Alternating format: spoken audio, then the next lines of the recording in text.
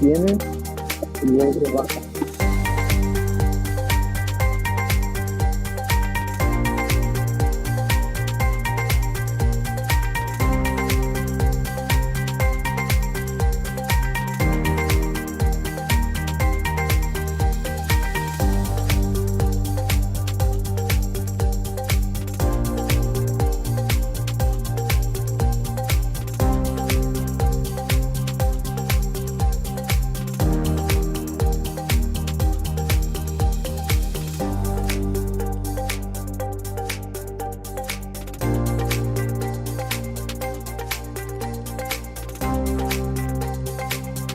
A very pleasant good night to all our listeners and viewers on channel 53 of Centaur, and of course our listeners on Fiesta FM 106.7. It's a pleasure to join you tonight, and as we have been mentioning throughout this week, we are going to be having a special coverage when it comes to Hurricane Beryl. We're tracking Beryl, expecting the northern part of the country, which is Orange Walk and Corozal, to receive tropical storm force winds throughout the course of tonight, early tomorrow, Friday, as Hurricane Beryl makes landfall on the Yucatan Peninsula, and we are already receiving images. Ya estamos recibiendo imágenes de lo que va sucediendo en el área de México, en el área de Quintana Roo, por supuesto, y también en ciertas partes del norte de nuestro país, principalmente en Corozal y en San Pedro. Acompañándome en estos momentos tenemos a Víctor Manuel, y también más adelante tendremos al señor Luis Puc con nosotros para entregar esta cobertura hasta que se nos dé el aviso de que ya no estamos más bajo amenaza de lo que es vientos de tormenta tropical. Víctor Manuel, buenas noches. Good night, buenas noches, Cami. Bueno, como tú has mencionado, sí estamos en espera a lo que son los fuertes vientos de la tormenta tropical, que sí va a afectar parte de nuestro país, realmente Corozal, como tú mencionaste, las áreas costeras, San Pedro, esos son los lugares que van a sufrir más. Pero sí tengo entendido, Cami, de que sí vamos a recibir fuertes lluvias, y habrá inundaciones, y hay que estar preparados. Creo que se está educando a las personas acerca de las preparaciones que hay que tomar en cuenta, las personas que viven en lugares bajos, lugares vulnerables. Yo creo que en este momento muchas personas han de estar ya preparados, porque sea como sea, pues tenemos la bendición de Dios que no nos va a tocar así como diga tan fuerte lo que es este huracán, pero sí vamos a experimentar fuertes lluvias, inundaciones, así que sea como sea, Cami, hay que estar precavidos y estar en la mira de lo que va a suceder más adelante. Tengo entendido, Cami, que pues Beryl ya se está aproximando, al amanecer ya estará aproximando lo que es la península de Yucatán. Esta hora a amanecer, y ya estará afectando el mero centro de Beryl, estará afectando esos lugares, ¿verdad? Así que pues, nuestros amigos mexicanos, me imagino que también ya están preparados para recibir este fenómeno, pues a ver qué va a suceder más adelante con todo este huracán Beryl que se va y sigue dañando, porque va a seguir dañando a pesar de que pase lo que es la península de Yucatán, que con este huracán, pues sigue adelante, va a seguir trayectoria. En el área de Texas se espera. Exactamente, Texas también puede esperar daños de este huracán. Pues hay que ver, vamos a ver, hay que seguir la trayectoria muy de cerca para ver hasta dónde va a finalizar esto. Exacto, es un huracán impredecible, por supuesto, en estos momentos, debido a que cuando se forma, por supuesto, ya todo el mundo empezó a hablar de ello y se empezó a ver que podría llegar hasta categoría 5, empieza como categoría 1, luego incrementa a 2, luego a 3, luego a 4 y luego llega hasta ser lo que es un huracán categoría 5. Algo que no se había visto por muchos años, y el centro de huracanes está hablando sobre esta situación en estos momentos. Tengo entendido que el último informe que entrega lo que es el Centro Nacional de Huracanes, está indicando que Beryl nuevamente regresa a ser lo que es un huracán de categoría 3. Ahora, algo interesante que hay que ver, que se está mencionando que cuando Beryl llegue o toque tierra en lo que es la península de Yucatán, podría ser como un huracán de categoría 1 o categoría 2, y esto es lo que se esperaba. También lo que se está viendo es que en estos momentos Beryl está teniendo su propia batalla. Su propia batalla es lo que está teniendo Beryl con lo que son las ciaduras del viento, wind shear. Sí, los vientos cortantes, son los vientos cortantes, que eso es lo que ayuda bastante, esos vientos cortantes. Y lo que pasó es que no estaban tan fuertes, Cami. Si tuviera más fuerte, más iba a debilitar. Porque si te has dado cuenta, Beryl se mantuvo por un buen tiempo en categoría 5. Exacto. Sí, Vamos a continuar nuestra conversación en un instante, porque en estos momentos quiero enlazarme. I wanted to go at this point in time with Noel Wilshire, who is a correspondent there in San Pedro, and I would like to thank him so much for joining us tonight, for collaborating with us, because we do know that San Pedro will be one of the areas that will be experiencing tropical storm force winds. Noel is from San Pedro FM. Noel, good night to you. You are joining us via Zoom. What is happening in San Pedro? Yes, good night, Cami. My name one more time is Noel. I'm reporting here for you guys in San Pedro, no? For today, the weather was okay. Well, actually, we early morning we had a little bit of cloudiness, and during the day we had a really hot day. And while it was going through the day, and the evening was like cloudy, and we suffered a little bit of rain, and I'll be exact. It was a part of the town that was actually feeling rain, because in DFC it was not raining, and then we came here in town, it was raining. It was only parts in San Pedro that we were affected by rain, a little bit of rain, no? But right now, at night, what we are expecting right now, we don't have any breeze right now. Ahorita está bien calmo. Las mareas están un poquito bajo. Pues a lo que estuvimos probando el micrófono y todo, empezó el viento fuerte y empezamos a conseguir un poquito de olas, y eso es lo que está pasando ahorita en San Pedro. Lo voy a traducir en español. Ladies and gentlemen, okay, just reporting, estoy reportando desde San Pedro para CTV3. Lo que estuvimos haciendo del huracán, no estamos un poquito espantados porque ahorita no tenemos lluvia. Lo bueno que no tenemos lluvia, como estaba pronosticado que íbamos a tener lluvia. Hello, ¿me escuchan? Go ahead, Bueno, yes, we're listening to you clearly.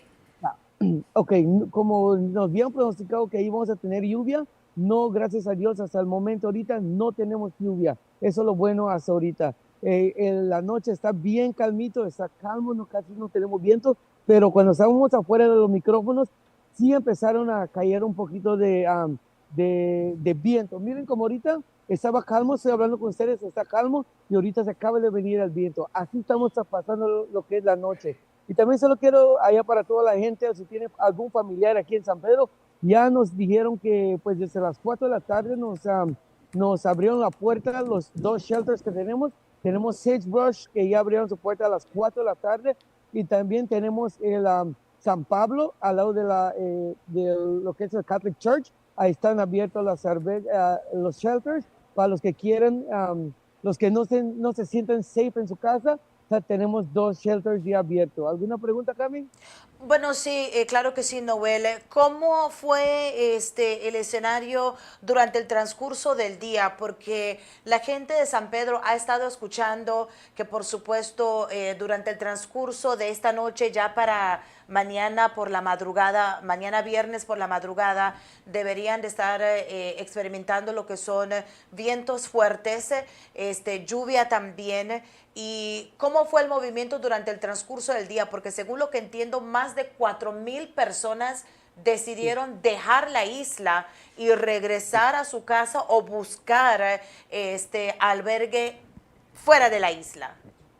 Ok, bueno, sí, Cami, hoy hicimos un live en San Pedro FM, pues gracias a Dios el tiempo colaboró con nosotros y sí tuvimos un poquito de, como les repito, empezamos con un poquito de tiempo nublado, un poquito de chubascos en partes de la isla, tuvimos un poco de chubascos y también para lo que es durante el día, ¿no? Y ahorita en la noche ya está bien calmo, está calmo la noche como la gente, porque nosotros estamos acostumbrados aquí le llamamos un fastón, ¿right? Que siempre andamos para arriba y abajo, y así estaba, pero no, hoy está bien tranquilo, la gente está, uno, dos, tres personas están en la carretera, y también el tiempo está bien calmo, pero como les estoy mencionando, eso lo que estamos experimentando hoy en la noche es calmo y también por veces veo ahorita ya quedó bien calmo el agua. Cuando me estuviste preguntando, estuvo soplando el viento que las olas empezaron a soplar, ¿no? Okay. Y también eso es lo que estamos, pero gracias a Dios que hasta ahorita no tenemos ese shower, esas lluvias para, pues, ya nos dijeron que vamos a tener lluvias, esto es lo que estamos esperando, ¿no? Okay. Y pues hasta ahorita, gracias a Dios, no tenemos lluvias. Y sí, confirmamos también, hoy tuvimos una plática con el Wally Núñez, que es nuestro mayor, y nos dijo que tuvimos aproximadamente como 5,000 personas que gracias a Dios evacuaron voluntariamente, escuche muy bien, voluntariamente evacuaron 5,000 personas y pues también hay que darle gracias también a las autoridades que son la policía que están haciendo un trabajo excelente, Cami, excelentísimo. Así como siempre le estábamos pidiendo durante estos días, le estábamos pidiendo a la gente, o si viene alguien extraño en su casa o al lado de su casa para su vecino, que por favor llamen a las autoridades y hasta ahorita están bien protegido la isla, Cami. Ok, muy bien. Noel, ¿alguna área en San Pedro considerada vulnerable a estos vientos fuertes que se esperan y a estas fuertes lluvias? Y esa gente, como tú la has visto, ha decidido buscar albergue o buscar refugio fuera de la isla o permanecen en su residencia. Pues hasta ahorita, Cami, tenemos la área de San Pedrito, la área de San Pedrito que antes era como así fuera, le llamábamos Juan Pedrito, pero gracias a Dios tenemos ahorita lindas calles y ellos son la gente que eran más afectados por las calles. Ahorita están bien protegidos por las calles y mucha gente ya están buscando albergues, como la gente también de San Mateo, están buscando albergues. Tenemos lo que es el Sagebird y también os repito lo que es el San Pablo al lado de la iglesia católica. Allá son los dos refugios que tenemos abiertos para ahorita, pero la gente está cooperando. Ahorita no tengo el reporte exacto cuántas personas, pero hace como las 6 de la tarde ya habían 28 personas en el Sagebird, ya estaban en el shelter y en el área de San Pablo. Creo que teníamos 3 o 4 personas ya en el shelter, ¿no? Pero el área de San Pablo, les cuento que, sorry, en el área de San Pablo, allá es para gente ya adulta y gente discapacitada. Ok, muy bien. Y me imagino que durante el transcurso de la noche, Noel, vamos a escuchar más de ti, por supuesto. Mientras tanto, te pedimos que te mantengas seguro, claro, y por supuesto que nos mantengas informados. Cualquier video, cualquier fotografía, ahí lo envías para que así nosotros podamos compartir con nuestros televidentes y oyentes. ¿Algo más que quisieras agregar antes de terminar contigo la conversación? Pues definitivamente, Cami, gracias por esos consejos y gracias por esos deseos que, pues espero que en Dios que nada nos pase y les prometo que voy a seguir informándome con ustedes. Ahorita vamos a hacer un tour, igual vamos a hacer un tour con mi media mío, lo que es San Pedro FM, vamos a hacer un tour y después les voy a tener más o menos exactamente cuántas personas tenemos en shelter, ¿ok? Muy bien, Muy buenas muchísimas noches, Cami. gracias, Noel. Y continuamos contigo más adelante con la cobertura. Muchísimas gracias. And Gracias, Cami. that was Noel Wilshire sharing with us what is happening in San Pedro, la Isla Bonita. Y nos estaba comentando, incluso Víctor Manuel, el ministro, quien es el representante de esa área, el señor André Pérez, había mencionado que estaba dando gracias porque la gente de San Pedro hizo caso. Se vio un movimiento como nunca antes.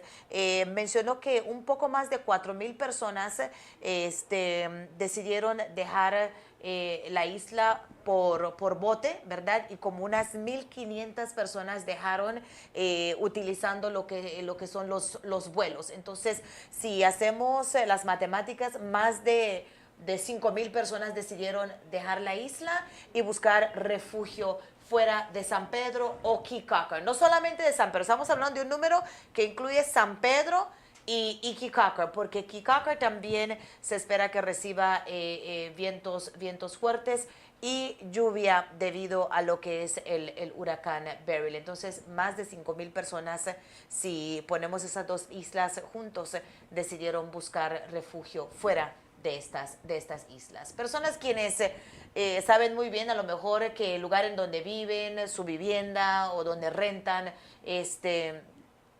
vulnerable al huracán. Y qué bueno que hicieron caso en esta ocasión.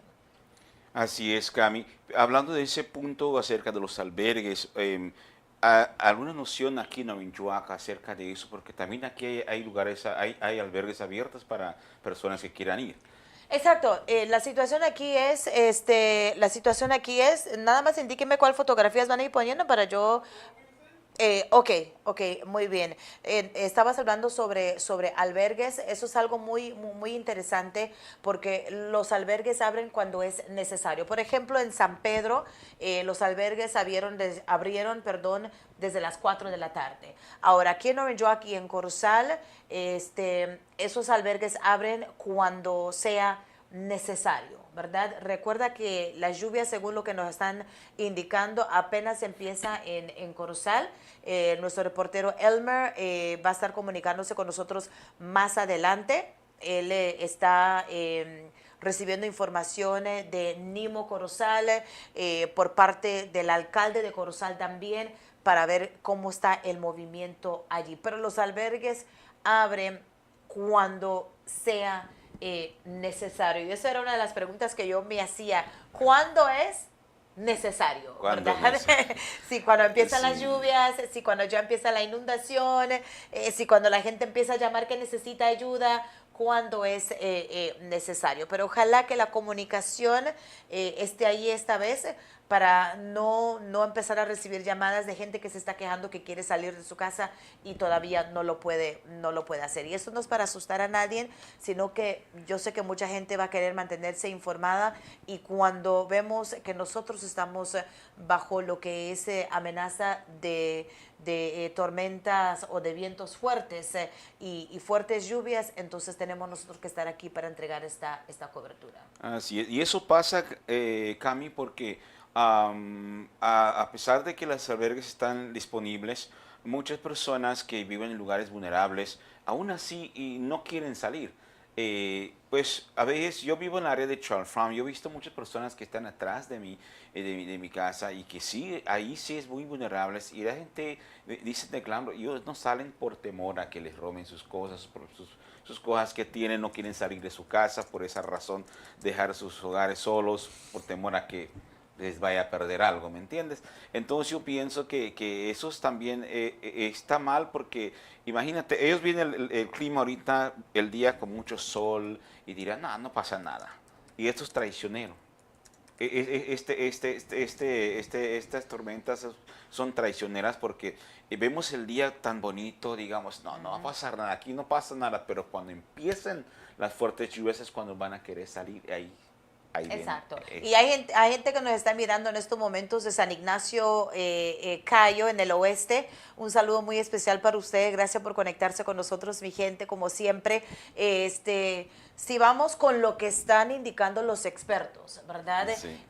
Los el servicio meteorológico de nuestro país, ya en esa parte no van a sentir tanto el impacto. A lo mejor un poco de lluvia, pero el impacto no va a ser tanto. El impacto se va a sentir más aquí en el norte de nuestro país. Belice incluso se espera lluvia, pero no vientos tan fuertes como lo que se espera en Corozal principalmente, luego aquí ya en Orange Walk. Eso es lo que se espera. Si ustedes tienen algunas preguntas, imágenes que nos quieran enviar, lo pueden mandar a través de la página de CTV3 Noticias o a través del WhatsApp 670-9177. Si quiere mandar o hacer algún comentario, quiere participar con nosotros en el programa, puede llamar al 666-3468.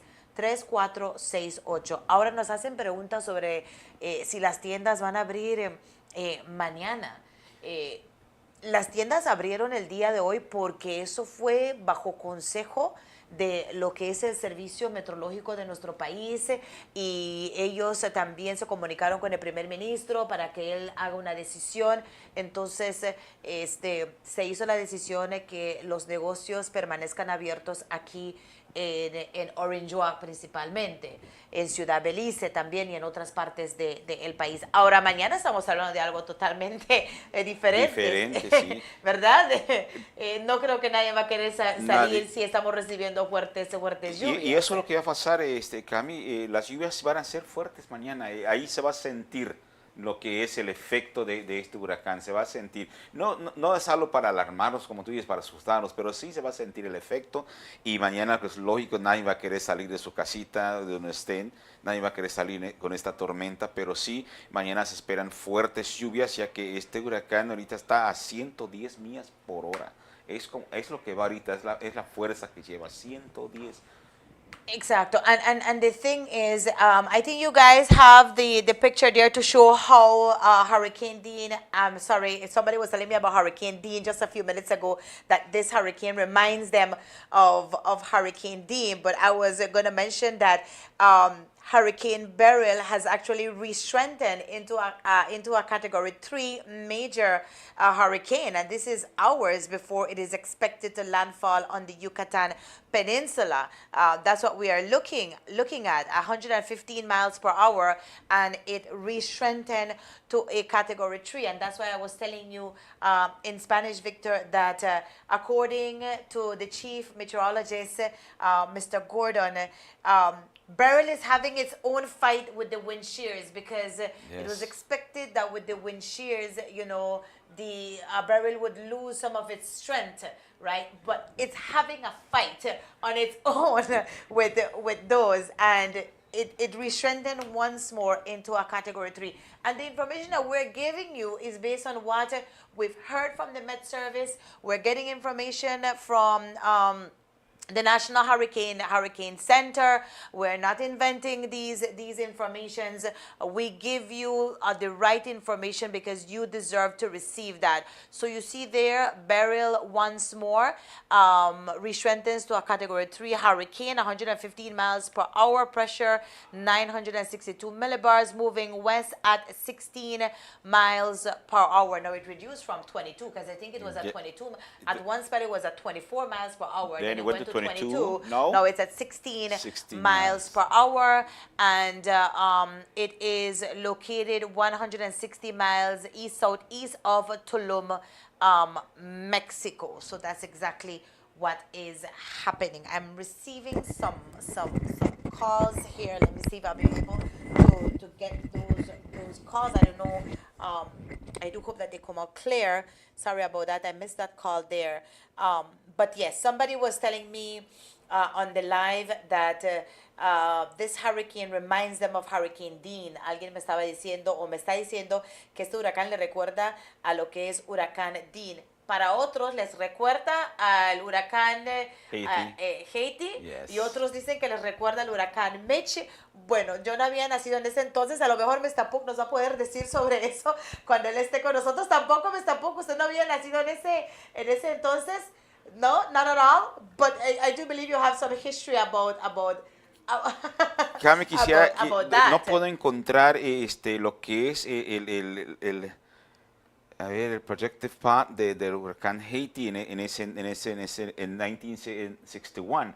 Mi mamá me cuenta que yo apenas era un bebé, porque yo nací en 1961, pero sí lo vi, se me perdió, lo quería guardar, donde se le veía cómo venía el huracán, el mismo como viene Beryl, así venía con Beryl. Desafortunadamente, pues desvió hacia el este y es donde vino directamente para Belice. Pero todos estaban confiados de que así como iba a ir, que iba a ir para México, para Texas, pero no sucedió así. Ok, ahorita vamos a ver lo que está causando en Tulum, ¿verdad? Y si el señor Pu quiere reunirse con nosotros, adelante, ya puede, él, ok, eso era a tempranas horas, ¿verdad? ¿Cómo qué horas era eso? Eso era en Tulum. Si le pueden dar un micrófono al señor Puck, por favor, para que él pueda unirse a nosotros. Este, a ver qué pasa ahí.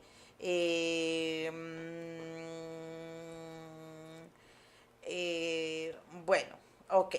Bueno, vamos a ver por aquí. Esos Tulum, esos Tulum en estos momentos y devastador igual lo que sucedió en Jamaica también, Víctor Manuel, en Barbados igual, y sabemos muy bien que el huracán Beryl ha causado también o ha clamado vidas. Por supuesto, se está diciendo que como nueve personas han perdido la vida debido a este huracán. Entonces, son informaciones que le vamos a llegar a ustedes durante el transcurso de nuestra cobertura. Todas esas imágenes usted lo está viendo de lo que es, ya es en donde, en el área de Tulum todavía. Eso es en Barbados, ¿verdad? Son imágenes que han estado a través de las redes sociales, de lo que ha pasado con Beryl y lo que por supuesto se espera también la información. Nuestro colega Elmer también ya en Corozal obteniendo sus informes, sus reportes. Sabemos muy bien que cuando se trata de NEMO Corozal, ellos están activos, están llevando a cabo su trabajo. Más adelante él va a tener ya lo que es una entrevista con el coordinador del distrito de Corozal, Ronnie Hernández. Le acaba de mandar a nuestro compañero Eris un video que muestra lo que es el comité de NEMO Corozal reunidos, por supuesto, ya laborando y identificando áreas de peligro cuando se trata de lo que es ya el huracán Beryl, ¿verdad? Señor Puck, estábamos preguntando hace un instante, es que mucha gente estaba diciendo, este huracán me recuerda algunos dicen el huracán Mitch, otros dicen el huracán Hattie, porque dicen que inició igual, del mismo lugar y ha tenido la misma trayectoria. ¿Qué piensa usted? Primeramente, buenas noches a todos. Primeramente. Buenas noches a todos los televidentes, los radioescuchas, sus fans de Víctor Manuel, Cami, los que están sintonizados por medio de los medios sociales, porque sabemos que hoy día no solo es cable que ve la gente, también bastantes están sintonizados en su teléfono o su computadora y varios están hasta en Estados Unidos tratando de ver qué está pasando acá en Belice con esto del huracán que está acechando la península yucateca, etcétera, etcétera. Este huracán ha sido un fenómeno que creo que nos da un poco de advertencia para lo demás de la temporada de huracanes de este año. Sí, Hattie tuvo una trayectoria un poco similar, pero a cambio de los huracanes como Hattie era un huracán más potente cuando actualmente pegó a Belice. En su caso de Hattie vino directamente a Belice y tocó entre la ciudad de Belice y el Cayo y causó mucha destrucción porque los sistemas de advertencia como los que tenemos hoy Si te das cuenta ahorita, desde que este huracán hace como una semana ya, el viernes pasado, que era nomás una depresión tropical, y de repente, entre el viernes y el domingo, creció a ser un huracán mayor. Y lo supimos desde entonces, y desde entonces vamos entonces nosotros viendo qué es lo que pasa con este huracán, dónde es que va a tocar. La trayectoria parecía como si venía directo para Belice porque estaba yendo al oeste, un poquito al noroeste, pero más al oeste. De repente, después de que cruzó las Antillas, parece que subió, empezó a subir un poquitico, y luego la alerta, o sea, es más vigilancia que tenemos que alerta ahorita, porque no va a acechar a Belice como se pensaba antes, en términos de que va a venir directamente a Belice. Creo que ya todo el mundo sabe eso, de que el huracán no nos va a tocar a nosotros acá en Belice. Se calcula por medio de los modelos de la trayectoria de que cuando haga contacto con tierra va a ser entre el pueblo de Tulum en la costa yucateca y Felipe Carrillo Puerto, más o menos. Entonces, va a estar un poquito lejos de Belice, pero es una tormenta tremenda. Así que las lluvias, las ráfagas de viento, lo vamos a sentir nosotros acá en el norte un poquito también. Corozal principalmente más que Orinjoac tal vez, pero siempre nosotros acá en Orinjoac y Corozal vamos a sentir las lluvias, vamos a sentir las ráfagas de los vientos. Eso se calcula va a ser entre las 12 medianoche y las 6 de la mañana. El tiempo cuando esté haciendo contacto el ojo, cuando el ojo esté pasando encima de tierra. Pero por el tamaño de la tormenta, entonces creo que desde tal vez las 10, las 11 de la noche empecemos a sentir la lluvia y el viento un poquito.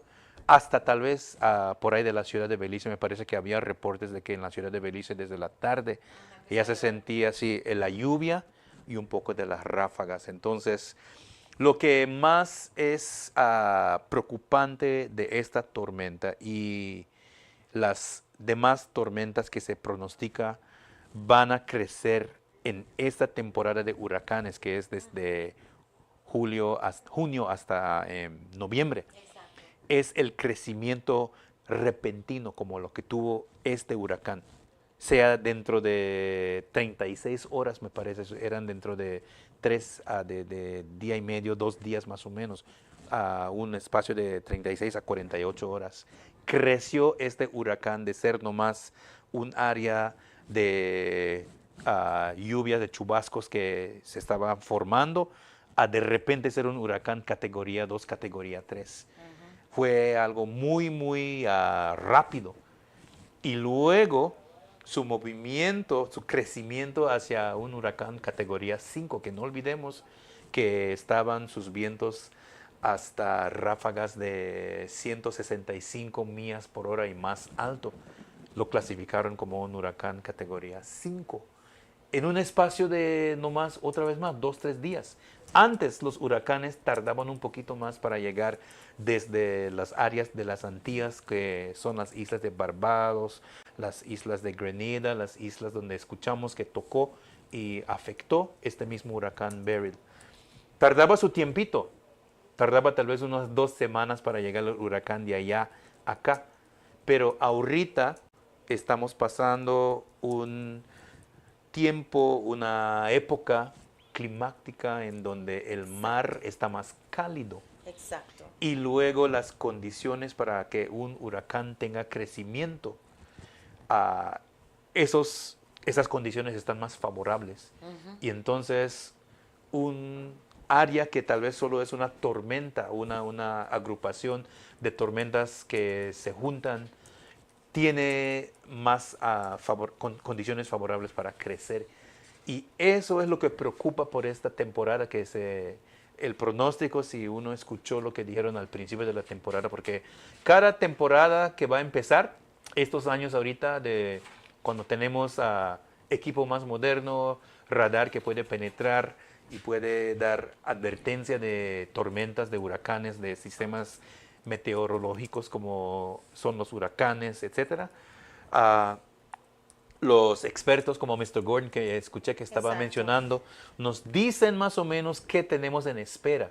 Y nos están diciendo que este año debemos de tener más huracanes que van a tener más intensidad.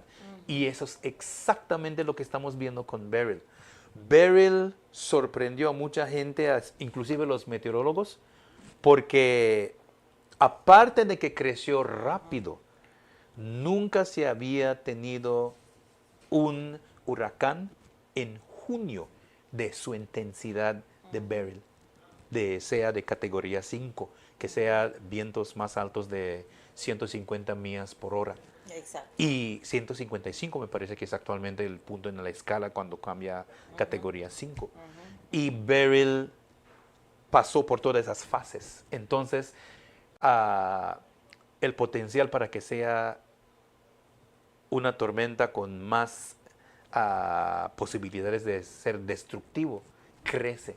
Exacto.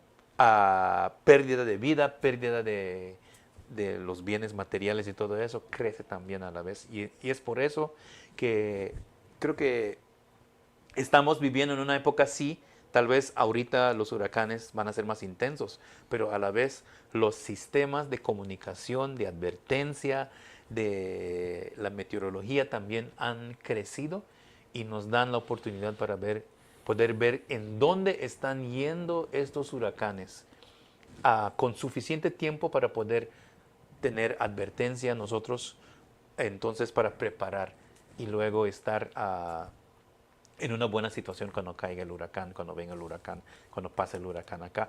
Gente, creo que desde lunes y martes, con la trayectoria que se había dicho que iba a tener el huracán que estaba yendo hacia el oeste, que venía más o menos en línea a Belice, ya estaba preparándose, ya se estaba hablando de poner las tapas para las ventanas para poder proteger las casas y todo lo demás. Que antes, por ejemplo, cuando tocó Hatí, cuando tocaron otros huracanes antes de Hatí como Janet, Janet fue un huracán muy destructivo que, si usted se da cuenta, cuando va a Chetumal, Cami, hay edificios en donde te muestra en dónde creció, a qué altura creció el agua cuando tocó el huracán Janet. No me acuerdo bien de la fecha y prefiero no decir la fecha cuando tocó, pero era antes de Hatí. Y ese huracán casi destruyó completamente a Chetumal. Y la gente se acuerda. Y tienen los marcadores en los edificios, hasta las puertas casi de mi altura. 1955. Exactamente. According to the internet, the beauty of the internet. Exactly. And that's really the kind of, people didn't have the warning systems that they have now. Right, right. And so we are very lucky that, yes, maybe it's true that we have hurricanes that are more, for this season at least, that are forecast to be very powerful. And we're supposed to have quite a few of them for this season. But at the same time, it's also true that we have dedicated systems for warning from our own meteorological service on the internet. The best place to go to get information for hurricane tracking on the internet is the National Hurricane Center, which is out of Miami. It's run by the government of the United States, and its purpose is particularly to track storms in the Atlantic Basin, so that we are forewarned of these systems when they come in and what the potential danger is. Right. So I think we are well served. We shouldn't run around getting frightened. Viene el huracán, ¿qué vamos a hacer? We should prepare, and I think many people did this for this particular hurricane here, Beryl. People were buying groceries in preparation from Sunday, actually. If I remember correctly, passing by E-Mart around 8:30 one night, coming back from visiting in the villages. And people were already buying because they had seen on the internet that it's tracked was forecast to come in the direction of Belize, so people started preparing from one time. So those systems. And that's the trajectory that we are looking yes, at there. that's and the and adjusted those are trajectory, and it has to be adjusted continuously. Right. The recent images there, as I was mentioning to Victor Manuel, it re-strengthened to a category 3, and that's why everybody is saying Beryl is unpredictable. Right. Basically. But it's not surprising that it grew a bit to a category 3 again. And again, it's not really like a strong category 3. It's what you call a weak category 3 because the strongest winds are about 115. The point on the Saffir-Simpson scale, which is what they use to measure hurricanes, is about 110 miles per hour. That's the upper reach of the category 2 scale. Once you jump 110, then you're into category 3. So right now the winds are 115 miles per hour. And the reason for that growth is because it has not touched land yet. It just left Jamaica some time ago, about last night or so, this morning, and it's over open water. And the seas off of the coast of the Yucatan Peninsula, in front of Tulum, in front of Mahawal, where it is right now, those are warm seas. And that's exactly what most of the media are asking. What will it do? What will it do then? Will it have an impact to it re-strengthening because of the warmness of the sea? Yes, but it doesn't. The thing is that it doesn't have much space to really grow or to change its direction and then come toward Belize. Right. Of course, you also know, and we should also make note that hurricanes are unpredictable. Exactly. There's all kinds of forces. Meteorological forces, climatic forces. For example, you were talking about wind shear a while ago. The atmosphere, which is all of the space between Earth and way up there, has winds of its own out there that sometimes cause the hurricanes to come further south. Sometimes they drive them further north. So all of that affects those hurricanes. And according to the forecast, there is what you call wind shear out there. Winds coming, atmospheric winds that are way, way up there that are predicted to not allow Beryl to grow too much. And they will steer it on its path that it has right now, right over the Yucatan Peninsula. And it's, I think, forecast to go beyond the peninsula and into the Gulf of Mexico, where it might re-strengthen again, who knows, into a weak hurricane, because when it passes over land, the winds die down. They don't continue growing. When it's over open sea, a hurricane grows. When it's over land, then the wind, the wind speed dies down. The hurricane strength goes down, and it loses its strength, and then it becomes another storm, another kind of depression. So that will most likely happen to Beryl as it passes over the Yucatan Peninsula and goes over into the Gulf of Mexico. When it goes into the Gulf of Mexico, it will most likely grow a little bit again. Right, So right. that's the unpredictability of hurricanes right there. And that's why everybody is saying that Beryl is extremely stubborn.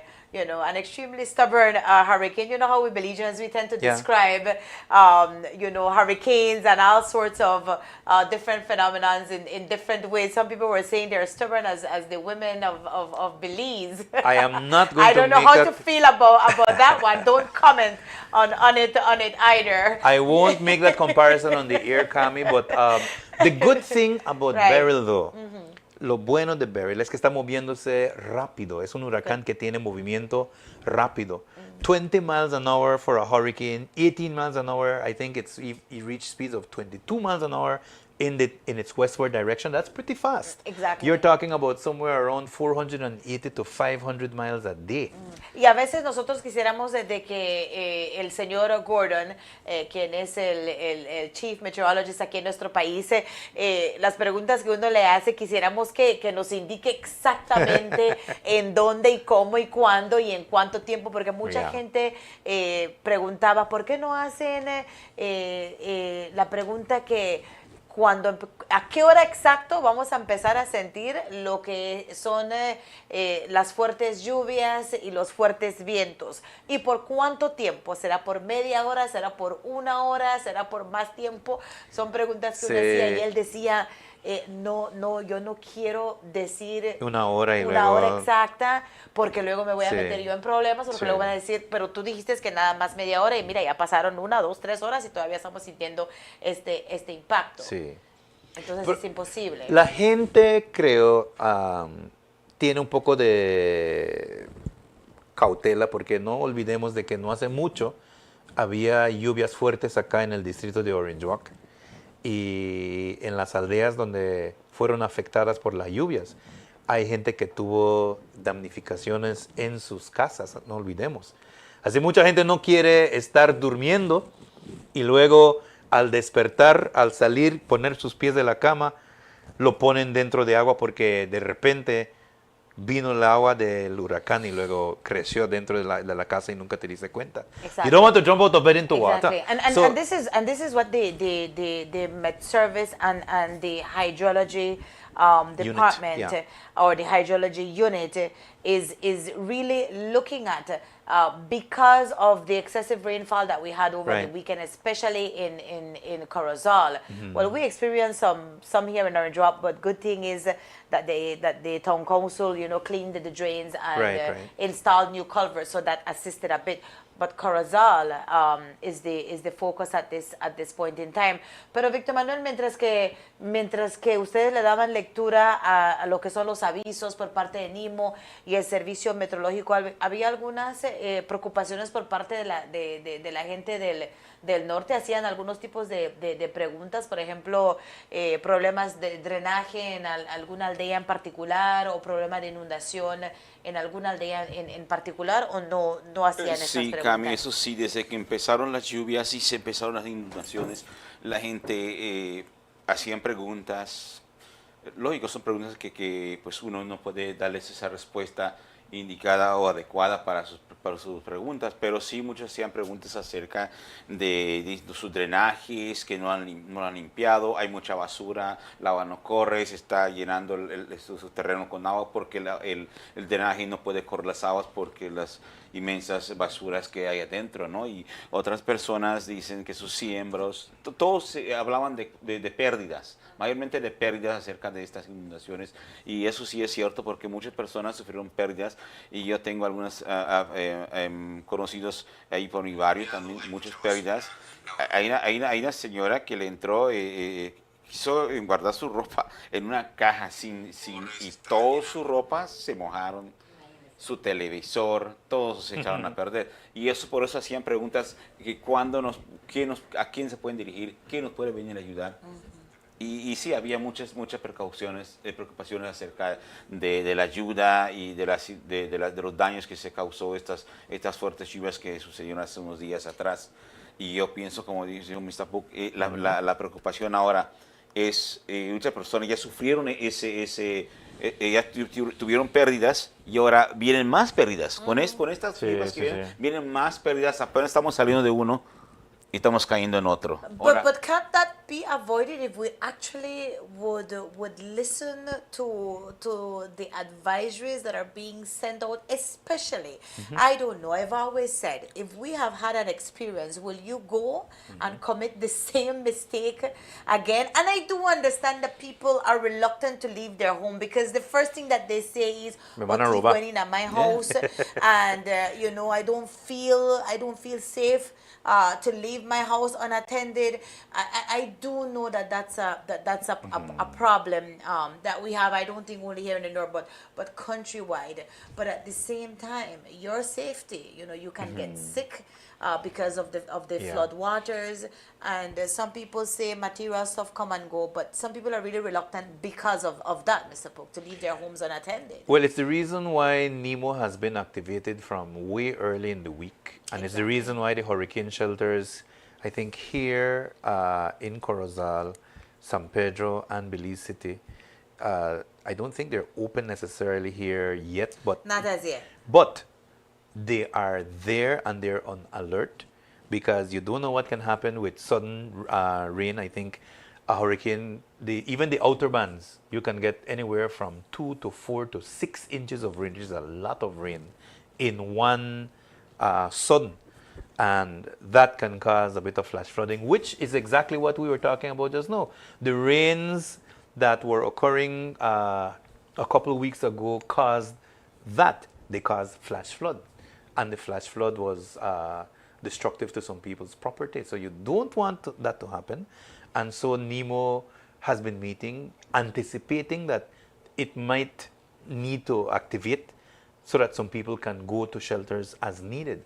And so, yes, you're right, I think. Knowing that the shelters are there if needed, and knowing that you might need to move, it's better for you to do that in the case of a hurricane. Now, we might not have the necessity for that here in Belize tonight, here in Orange Walk at least. But people who are listening to us, like in San Pedro, I heard the gentleman reporting a while ago that some people are moving to shelters in San Pedro. In Corozal, I think they're also on the alert for that. That's exactly what you need to do, because when you want to move, when the hurricane is crossing land and you feel the wind gusts and it's rainy and everything, it's already too late for that.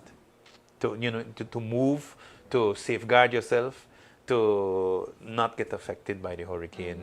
Because getting wet, middle of the night, next morning you're sick, and that happens if you don't prepare yourself properly and you don't move on time. Exactly. So it's best if you know that you're going to be in danger, the area that you live in is low, you're living next to a ditch, you're living next to the river or thing like that, and it's going to raise quickly. Fortunately, in Orange Walk, I don't think the New River raises that quickly. The New River takes its time, and we don't have that kind of flooding. But in other areas where that might be imminent, move from one time and go to the shelter. And me sacó algo muy interesante. Hablamos de las mascotas. Conozco algunas personas que hasta a mí me han dicho, dicen, yo de mi casa no salgo, no dejo mi mascota, porque no aceptan las mascotas en los albergues. Entonces, ellos prefieren quedarse a cuidar su mascota. ¿Qué me dice usted acerca de eso? ¿Usted piensa que, cuál es su sentir acerca de las mascotas? Cuando se trata de sí, sabes que te va a inundar tu casa, hasta si viene un viento te lo puedo llevar, o sea, te puede dañar, pero tú no quieres dejar a tu mascota. ¿Qué piensas acerca de eso? That's a tough decision there, because there are people who really love their pets. Sometimes they leave them with family members, but it's impossible. You should not take animals to with animals, especially farm animals, the better thing to do is to actually let the animals loose so that they don't get confined. For example, you tie an animal and then you have flooding. What's going to happen to the animal? And if the animal dies, it's your fault because you left him tied. So, cuando se toca mascotas es una decisión bien crítica en términos de eso. Estoy de acuerdo, Víctor Manuel. Pero yo creo que bastante depende en cómo de entrenado tiene uno a su mascota y cómo de a salvo está la casa. Si su edificio, el edificio en donde vive usted está a salvo, está alto, no va a pasar nada. Si está bien entrenado su mascota y todo, tal vez no es mala idea. Pero si está un poco débil la construcción del edificio, si el mascota no está bien entrenado, cuidadito con andar con un animal adentro de la casa y todo lo demás, porque puede ser una experiencia que tal vez no sea tan favorable. Exactly. And sometimes people think that they won't be experiencing that particular issue, but it does happen, especially if you're an animal lover. And and you know what is of most concern at this point in time is that you were talking a while ago about climate change, calentamiento global, and that has a lot to do with these types of phenomenon that we are experiencing. Like Beryl at this point in time. And I think I've always said that I think we still do not realize the huge effects of climate change or the huge effects that climate change is having at this point in time. Even the Met Service is saying, listen, this is because of climate change. When are we going to start doing the right thing? And what I was getting to is that what is of concern is that areas that usually did not, flood, were not inundated, it's exactly what is happening. Áreas que nunca habían experimentado inundación, eso es lo que está sucediendo en estos momentos. ¿Ve lo que pasó en Agaspine Ridge? La señora dice, yo he vivido aquí por muchos años y ha caído pero bastante lluvia. Y si me he inundado una o dos veces, muy bien, pero hace años que esto no sucede. And people would have thought, oh, it's a normal rain, but it wasn't. It rained for hours. But places that did not usually experience these types of floodings, that is exactly what is happening. Well, we are victims sometimes of our own success, you know, because as man becomes more sophisticated, as mankind becomes more successful in industrializing, in changing the world, changing the earth, and even with agriculture, as he becomes more successful with agriculture, he changes the environment around, and that's exactly what's happening. There's two things that you have to look at right there. One, the warming, the global warming that we're talking about, a lot of that has to do with our own push to become more industrialized as not just a country in the case of Belize, but in the case of the world. Right. We are causing a lot of the warming. We have depleted the ozone layer that protects us from sunlight, that regulates temperature. And as a result of that, we have more rays of the sun penetrating through the atmosphere, and that is slowly causing the temperature of the sea waters to rise. It has changed over the course of the years. And here in the Caribbean, in the Atlantic, that's exactly part of what is allowing those hurricanes to become stronger. Exactly. Now, in terms of land and how we change it, whenever you take away trees, whenever you take away natural vegetation, you are causing the land to change. You are causing creeks and rivers to change how they flow. You are taking away the roots of those trees and vegetation that sometimes holds the land together. And so if the area around you has been cleared for whatever reason, agriculture, for cattle and so on, you no longer have a system that holds the water in place on the land, and that water flows more freely. And if you live right next to an area like that that's been denuded of trees and vegetation, you are most likely going to have flooding that you didn't have before. Some people might be thinking, you know, we move from hurricane to global warming, but we are looking at these types of hurricanes. But they're connected. Because they're connected. They are connected. And this is where I've always said, whenever you see people planting trees, you know, you go like, pero ¿por qué está perdiendo su tiempo? And then you have other people who go and they uproot these trees or these plants and they sell it or they take it home, not realizing what they are doing. You know, they're damaging the environment this way. And I think that we really need to get more educated when it comes to climate change, to global warming. Let's not forget that our country has managed to restructure its foreign debt in part because we have gotten the confidence of major agencies in that we will be able to continue planting more trees here in Belize. We will continue being green. We will continue trading those carbon credits, which are a means of, you know, getting collateral because you have more green, more trees, more areas which are more closer to nature than other countries where you just deplete everything. Agriculture has to be balanced with ecology. You cannot just have areas of land which are stripped clean. Trees are just cut down because you want to have, again, pasture land, because you want to plant so much. Let's look at some of the effects. While we're having the discussion, if the guys can put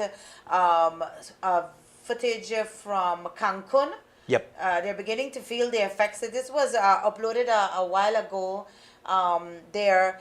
And of course, Cancun is a tourist destination. So imagine how they are Yeah. at this point And in they will time. be north of the eye, which is, I think, where you have the heavier wind gusts usually.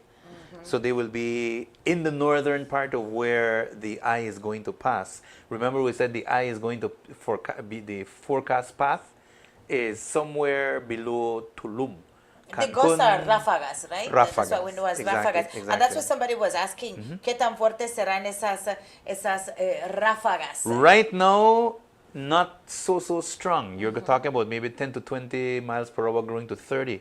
But if this hurricane is going to pass or touch land, the eye is going to pass over land around 6 o'clock in the morning. Between midnight or so, with the speed of the hurricane as well taken into consideration, from midnight or so, you're going to have really heavy gusts going up to 40, 50 miles an hour, 60 miles an hour. And when it's really passing over... And that image there where we're looking at You can is see the when trees hotel bending. employees are asking the tourists to leave the pool and to go to their rooms. And that was earlier this immediately. evening, 'cause you that can was see the earlier clear. this evening, yes. So And they were even telling then, them. you could have already felt or you could already see the effects of the hurricane in Cancun. Exactly. So Cancun, Tulum, Puerto Morelos, Playa del Carmen are all going to feel heavy wind gusts. All of that area of the Rivera Maya, they're going to feel those wind gusts, and they're starting to feel heavier gusts right now as we speak, I imagine, because the hurricane is not very, very far from land right now. I think it's somewhere around 150 That's miles Cancun. per hour or I so. think you could say that was maybe a few hours ago. That's nightfall already. That Right. what we are looking at there.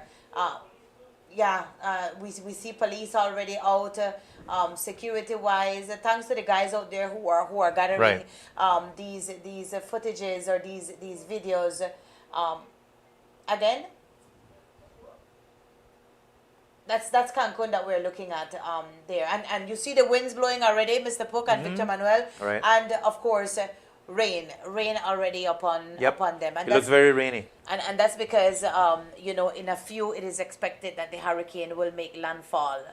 When you talk about the Yucatan Peninsula, what exactly are we talking about for the benefit of our listeners and viewers? It's all that area It there. starts way around Cancun. Cancun is practically at the tip of the Yucatan Peninsula. It's all that coast that starts from Cancun, comes way down to Belize, because we're actually on the same peninsula. That's the same coastline. So you come down Cancun, you come down to Puerto Morelos, Playa del Carmen, Tulum, Mahawal, Exactly. and then you have Chetumal, which is part of a bay, then Corozal, Belize. It's the same coastline. When you're looking at it from the Google Earth, you don't see any borders, The borders exist only because we've built them here on Earth. But from out there, the hurricane doesn't see any border, it just goes. Right. We have people saying climate change and global warming are major contributing factors. And we're really happy when people actually, realize what we're talking about and accept that this is a huge contributing factor. I do believe that we have some aerial footage from Corozal too. We want to thank Alberto for sending that to us. This was earlier before the rains started. So we're going to see if we take a look at that. And if you have any images during the course of our coverage, feel free to send that to us. Just remember to be safe, please. We're not going to have heavy tropical storm winds here. It's very likely that we won't here in Orange Walk. Corozal might be feeling heavier gusts, but please, if you don't need to, don't go outside. Stay inside better. Officials are up and down, like the police and so on, patrolling, and they need the space in the streets to sometimes move quickly. So it's better for you to stay where you are. Don't venture outside just because you want to go sit. Stay where you are. That's why we are doing all of this right now, so you can see what's going on in other parts, and you don't have to be moving from point A to point B. Save some fuel, stay at home. Exactly. La curiosidad es La curiosidad es grande, Mr. Puck. El gato y That la was curiosidad Corozal no son earlier. amigos. That was Corozal earlier this evening. Guys, if you can send me another Zoom so that I can send to Elmer. He's saying that he But you cannot can see the connect. sky changing right He there. cannot Joe. connect to the one that we sent to him previously. You can see the sky changing right there. All of the heavy clouds seem to be right over the sea, in the direction of the sea, which is, again, something that's quite natural whenever you have a hurricane out there. You're going to have those heavy clouds. And even the sea, because I think several times we've had storms. We've had the sea in Corozal. The low tide is a bit lower than usual, and the sea washes out because the hurricane tends to cause that as well. Ese es Corozal. Sí, eso es ¿A qué hora Corozal. fue tomado eso? Eso fue como a eso de las 5:30 ya para las 6 de la tarde. Okay, sí, entonces, Y al tiempo reciente. nublado, Es reciente. antes que empiecen las lluvias.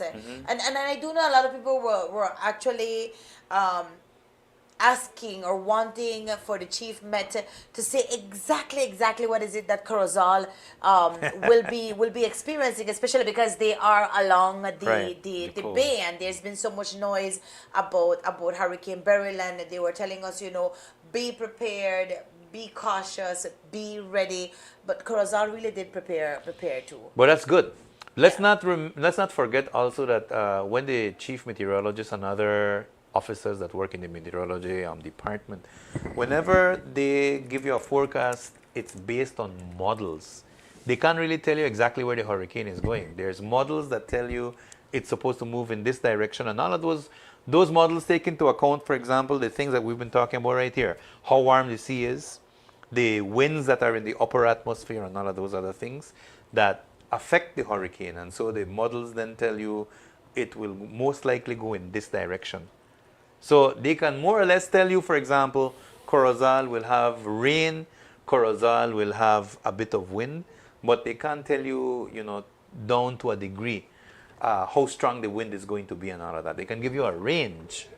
And that's about the best they can do, because, again, this is called forecasting. You're trying to see what is going to happen based on the information that you have. And I guess we're looking at pictures there of 123 supermarket there. There are not many people out, which is good. I'm not too sure if you will go inside of the supermarket to see empty shelves. I saw on social media pictures of empty shelves of some of the supermarkets in Chetumal, Kami, where people had gone shopping for groceries from way early, from yesterday, I think. No, I think here too people did go out shopping. I believe that it all started when we began talking about Hurricane Beryl, and that it became a Category 5, and then there was uncertainty where landfall would be, and because we were in the forecast path exactly at that point. At that point, and then we woke up the following day and we heard the chief Met say, well, we have good news it shifted a bit. For Belize. It shifted a bit. We're going to be experiencing tropical storm, force winds, and some rain, but we're no longer under that huge threat. In the path. Under that huge path there. So that brought a bit of relief, and I think that calmed some people down. Like when you had, what was it, Hurricane Keith, I believe, that was hovering between San Pedro and Kikakar, San Pedro, for like a whole 2 days or so. Imagine. That kind of threat is not there anymore. Exactly. Whenever Elmer is ready, I'm not hearing Elmer. We will go with you. I do believe that you are with. I can't hear him. Elmer, can you hear me? Okay, I can't seem to hear him. So you guys tell me whenever he is ready, and I will of course patch him in there. Elmer should be with the district coordinator for NEMO Corozal. Okay. They have been quite busy, especially and because Corozal is close to the border, close to Mexico, then they're also closer to whatever will happen as Beryl comes closer and closer to land. So it makes a lot of sense for Corozal to be in preparation. You don't know what will happen. Exactly. You're going to get rains, you're going to get a bit of wind, but it's better to be prepared. And so we're very happy to hear that NEMO is activated and going full steam ahead in Corozal with all of those preparations. Just like in San Pedro, I believe they're also... They did. All right, Elmer, I can hear you. All right, we join you now via Zoom. Go ahead, Elmer. All right, Cami. So, good night, everybody. This is Elmer Cornejo. I am trying to get the best update that we have from our good friend Ronnie Hernandez here at NEMO. He's the district coordinator for Corozal. And we basically want to have a conversation with him about what has been, the response or his report that he has gotten from his 15 different committees that he has now under his mandate in response to the threats of Hurricane Beryl at this point in time. So, Ronnie, can you give us an update as to what you've been able to gather so far from your different committees? Okay. A pleasant good night to all viewers. A pleasant good night, Elmer and CTV3 and Kami. Thank you guys for giving this interview. First of all, I would like to start with the forecast. Mm-hmm. You have seen it yourself here in Corozal. There is no rains No But rain. you at have to have the all. internet God now. bless us. And nevertheless, we're seeing the system itself that has intensified to a category 3. Um, I'm hoping that this is not a Mitch on top of us, but we are prepared here in the AOC. As you have seen around, we have the Emergency Operation Committee activated with us. We have the Transport Evacuation Committee with us. Transport is ready. Housing and Shelter have been doing their part. We have the different shelter managers ready with us in case we need to open shelter. Mm-hmm. If there's no need and no rains, then we don't do so. The outer ban is what is affecting us. We might be having some wind gusts to what I'm seeing, and that is the expectation for Corozal. But I would say the human resource aspect with the Village Emergency Committee, the different public officers, is a plan that has been in the table and working. So we have that plan. It's going to be a sleepless night for us all, but it will be worth it. Trust me. We're vigilant of the system. We've been receiving calls from Corozaleños. I would like to tell you guys, do not panic. You're not alone. We're fully activated here in the EOC. We're operational. So we're ready. Ronnie, but what would you tell those persons or everybody watching at the television right now or listening through our PSFM Airways 106.7 in relation to this was something unexpected? We always had that while we were being hammered during the hours, during the days, so that by the time this hurricane reaches to the Yucatan Peninsula, where it was is forecasted to make landfall, it would have done so as a either category 1 or weak category 2. But we're seeing that the National Hurricane Center has only just maybe 30 minutes ago made their last report, and it's online to say that the Hurricane Beryl is now upgraded again to a category 3. What do you tell people at this point in time? Because it's almost what 9 from there about. What do you tell people? First of all, God placed hand on top of our neighborhood country, Mexico, that will be receiving full impact of this system. Beryl has intensified, like I mentioned, to Cat 3, and she does just updated that information. For us in the Corozal, we continue with our plans. We continue activated. I would tell the Corozaleños and viewers, let's remain prepared. Let's stay prepared. This is no time to be outside because we don't have any rain. This is no time for us to be, going out. Currently I received from our police, which is Search and Rescue Committee, that there has been an accident out there. Yeah, earlier today. No time of panicking, no time of partying. This thing is serious. So if we do have other rain bands affecting us in the different parts of the zoning system in the villages of Corozal, we will notify you. If shelter needs to open, we will do so. Be with your families, put hands together. Let's put hands together, all of us, and pray. Because this system is a learning experience and we must take this in full seriousness. And Ronnie, earlier we were talking about, well, behind cameras before we went live, we were speaking about this system basically is really in 2024 causing us to become edgy at our seats because it is seeming to be a reflection of the movement or the behavior that Hurricane Mitch had in this region. before it battered Honduras twice. It came in our face and then returned it to Honduras. So what I'm saying is, how do you fit that into the new technologies that we've been able to upgrade to, and now the even better response of NEMO during the years? What is it that we can do at this point in time? Elmer, the major difference before and now is that the technology has advanced. GIS itself from the national level and the Met surveys are more updated. They can pass on this information to us. The system itself have a trajectory. If it intensifies, of course, we get notified. We see what are the different affected areas, how many rainfall we would be having, what is the different bathymetry and the turbulence of the water themselves. And I believe that this leads us to be more prepared at hand. So I would say if we do need to open shelter based on the system, we will do so. So don't fret, Corozaleños. The NEMO Corozal Emergency Operation Committee is here with us. So when is it time to open a shelter? Until the flood begins, or when rain intensifies? When do we say, when does NEMO Corozal say, okay, Corozal, we will be having X, Y, and Z shelters open for your usage if you need to shelter?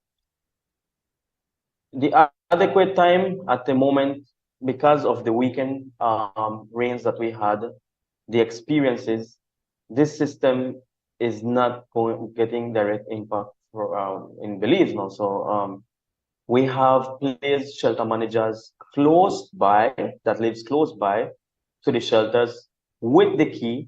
So we just, in one press of a button, we can open shelters for the villagers.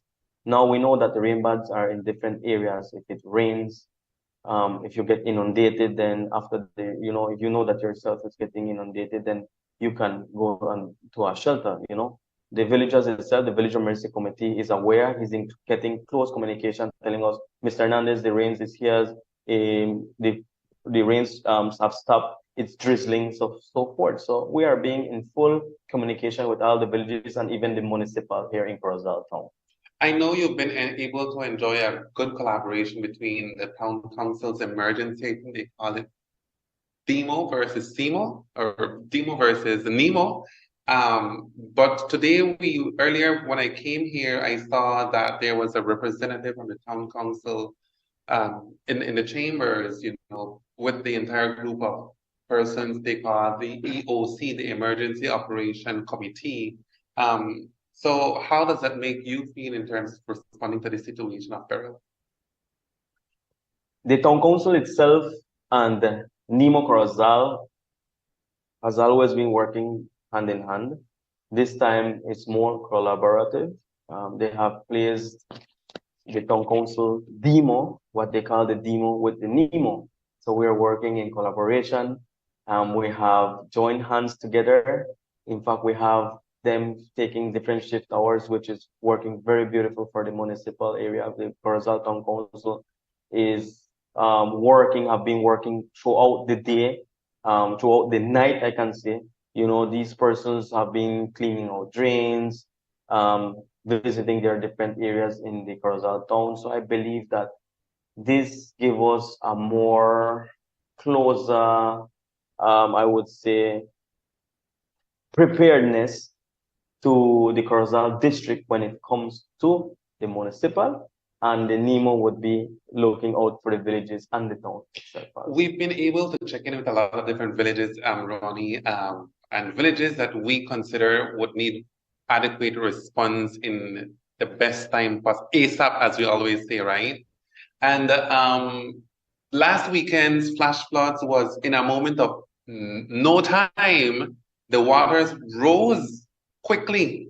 Now we have a threat of a storm warning. There's a hurricane coming our way, and there is no water. Do you think this is gonna make a difference in terms of people wanting to respond in the case that things could change, as has happened tonight with the hurricane raising to a Category 3 hurricane? This is the reason why we're fully activated here in the EOC now. We have mainly the operational part from the Corozal District EOC, meaning that from these weekend rains, we know that because of great amount and quantity of water, we have the soil itself have been receiving a lot of water. It's saturated with water. So either we receive 1, 2, 3, 4 inches of rainfall, it will affect us. The reason why we stay here in sleepless night is because if we do need to actually let people be safe and open shelters, we will do so. So we're And expecting, we're expecting it to have an impact in Corozal. what would you say in terms of the shelters right now? So as far as I am concerned, or as far as I have understood, there is no shelters open just yet. No, at the moment, there's no shelters open as yet. Is the reason why, because we have no rains. We have seen the system itself. We have been in collaboration working with Met, giving us the information, the forecast, working with my national level and the advices of them and the different areas of village emergency committee and the town council. So in the EOC, we make a decision. So that's why I'm telling my people, if NEMO advises to open shelter, we do so. The town council itself is working, like you said, in collaboration with us. So we know if we do need to open shelters, we're here for the people. Then last question. I'm sorry, I'm taking your time so much, It's but not a problem. the Go last ahead. question for tonight, for now, Ronnie, is with this upgrading of the storm, the hurricane to Category 3, are we seeing or forecasting to hear from NEMO and the Met Service maybe at midnight of 11 or earlier? I am not sure of that. Med service and national level will do have communication with our Belizean people. I know that for a fact. But in time, I'm not certain, but we just have to tune up into the National Meteorological Service Facebook page and also the National Emergency Management Organization page. Stick to reliable source. Do not stick to rumors. I repeat, the correct reliable sources are Met Service and National Emergency Management Organization.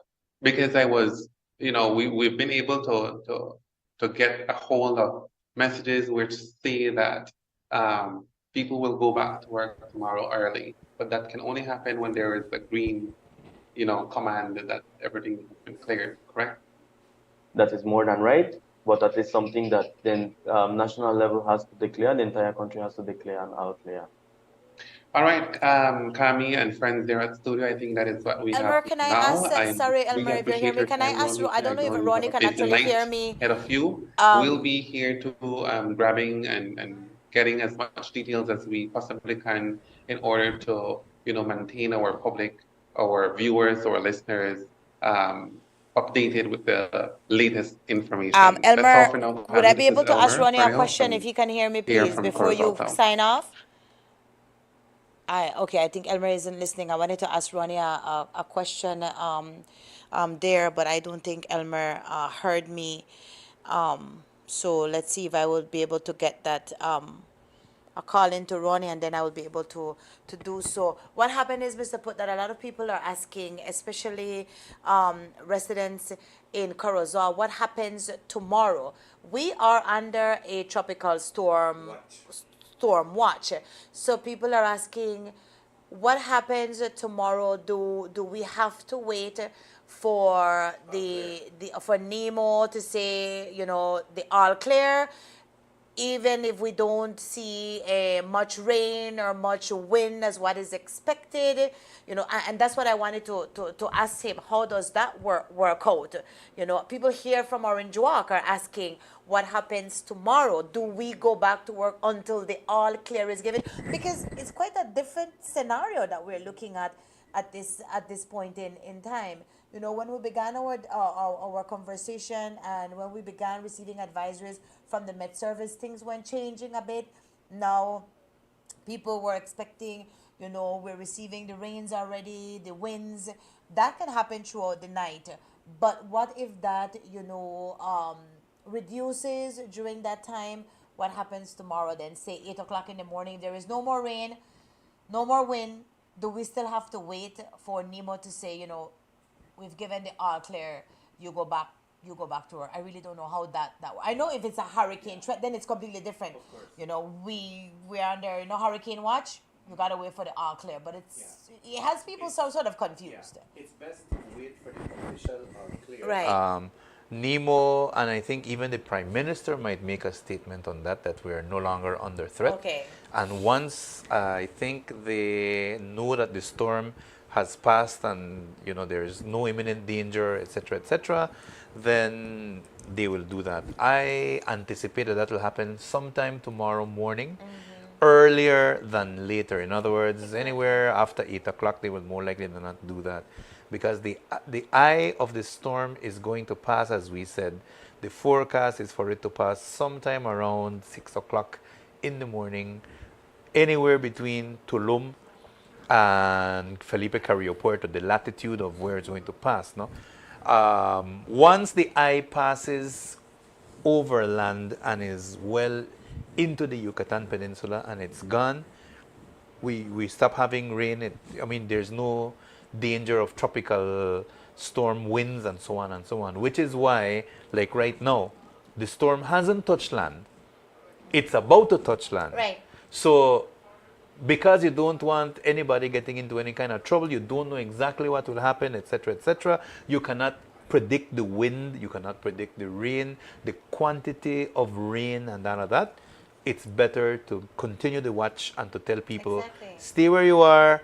If you're safe, fine. If there is any danger, etc., then call NEMO and that kind of thing. When that is over, that danger is over, then. Right. So we're saying the possible danger would be over for us once it's already made landfall and it has Exactly. It has passed the Yucatan Peninsula. Exactly. Which you mentioned, it's traveling pretty fast. Yeah. 20 right now it's 18 to 20 miles per hour. How much did I tell you? It went from 24 to 22 to 16 miles per hour. I think I mentioned a while ago or something like that. I don't know if we can get the latest I think you said it was 16 information there, but it should go pretty fast. So we're talking about once it hits landfall in the Yucatan Peninsula, it moves and then it moves out. Right. That's when. So once it hits land, or even a bit before it hits landfall, then we should start experiencing also the winds and the rains at that time too. Yeah. For us in Belize, it all depends on how extensive the outer bands, as they call them, which are the squalls, the storms which are associated with the hurricane, which are coming along with it, but way outside. At whatever time those cease to affect us, then I think we're under the all clear, and then they can. And if it doesn't happen like around mid-morning, it will more likely happen around midday or so tomorrow, I believe. So we don't have approximate time about it. Yeah, again, and then it's difficult to say exactly when it will happen. So if there is no rain, there is no storm, do we wait for the all clear? It's better to do that. It's better to do so. To And I do wait hope for the that official employers word. understand that. Or I do believe that. Look, I think we have seen a huge change when it comes to the Met Service and also to NEMO. Right. We saw some differences when it comes to passing information, Right. and I want to give them kudos. Some people were criticizing them, but us Malaysians, we criticize everything. But they were trying. They were trying to do something different. They were trying to keep the nation informed. In the past, each media house had to make individual interviews. Right. Mr. Gordon, had to be attending to everybody one after the next. So this time they tried to make something different. So I do think if it's necessary, they will send out, an advisory even beforehand, because things come with change when it comes to Beryl. Let's take a quick break. In a few, we should be getting comment from the district coordinator for Orange Walk, Mr. Juan Leiva.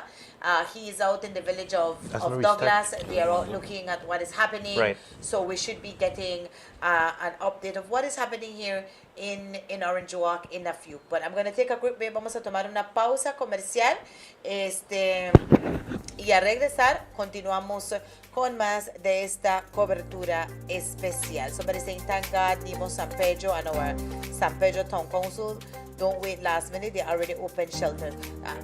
But Mr. Gordon mentioned it's a different scenario in San Pedro, right? So I think that's why they moved the open shelters a bit quicker than anybody else. Exactly. I mean, there's probably higher danger there because of how low some of the low-lying areas are. And then you have a high degree of population that doesn't necessarily have maybe a good roof over their head and so on. So it's better to prepare for that in anticipation. All right, let's take that break and then we'll be right back with more of this special coverage.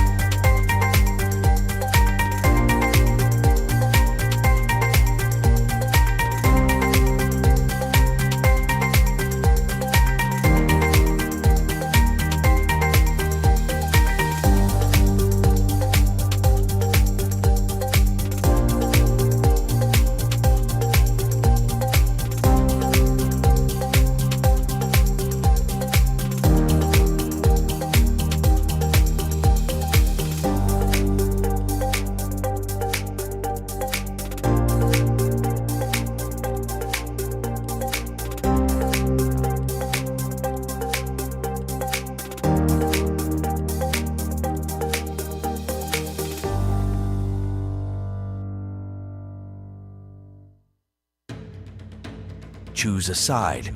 We fight for our queen! Declare for the Greens or for the Blacks. Hold to your courage for the one true King Aegon! Driven by family feuds, the Targaryen civil war in House of the Dragon is split between Greens aligned with Alicent and Aegon II, and Blacks who support Rhaenyra in claiming the Iron Throne. War is coming. Pledge your allegiance. Watch House of Dragons Season 2 on Max.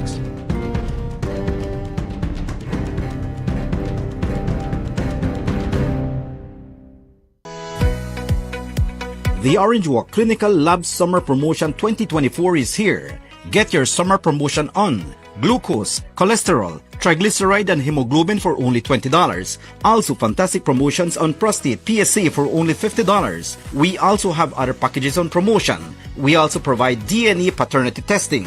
We take this opportunity to inform the general public in the Orange Walk District that we are an approved NHI lab service provider. So for all your NHI lab tests, just visit your NHI medical provider and visit us at the Orange Walk Clinical Laboratory. We take care of all your NHI lab tests. Results are provided the same day. Come visit us on number 20 San Antonio Road, Orange Walk Town. Call for details at 322-0423 or 600-2727. Call 630-1479. Remember, don't wait for symptoms. Check your health today. The Orange Walk Clinical Laboratory.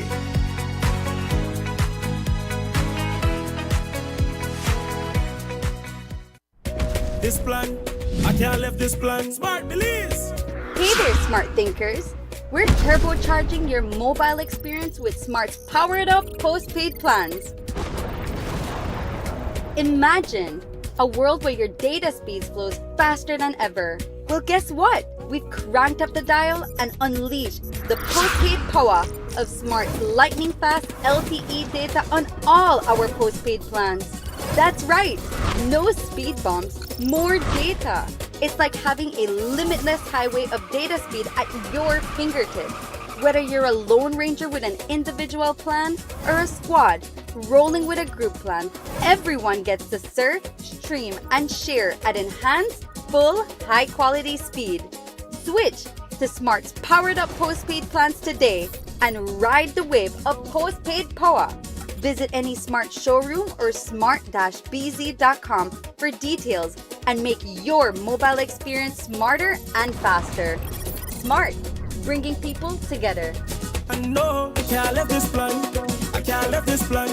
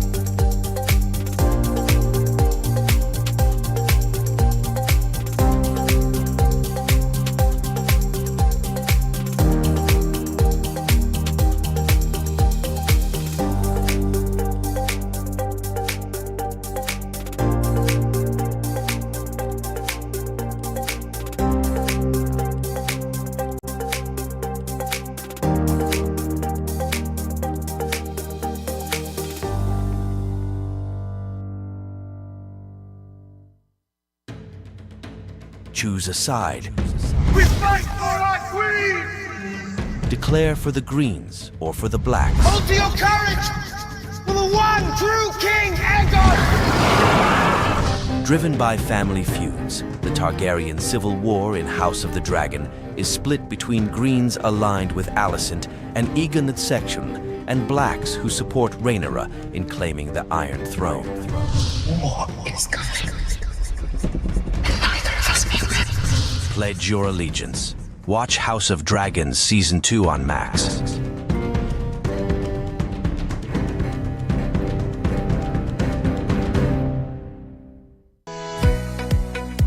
The Orange Walk Clinical Lab Summer Promotion 2024 is here. Get your summer promotion on glucose, cholesterol, triglyceride and hemoglobin for only $20. Also fantastic promotions on prostate PSA for only $50. We also have other packages on promotion. We also provide DNA paternity testing. We take this opportunity to inform the general public in the Orange Walk District that we are an approved NHI lab service provider. So for all your NHI lab tests, just visit your NHI medical provider and visit us at the Orange Walk Clinical Laboratory. We take care of all your NHI lab tests. Results are provided the same day. Come visit us on number 20 San Antonio Road, Orange Walk Town. Call for details at 322-0423 or 600-2727. Call 630-1479. Remember, don't wait for symptoms. Check your health today. The Orange Walk Clinical Laboratory.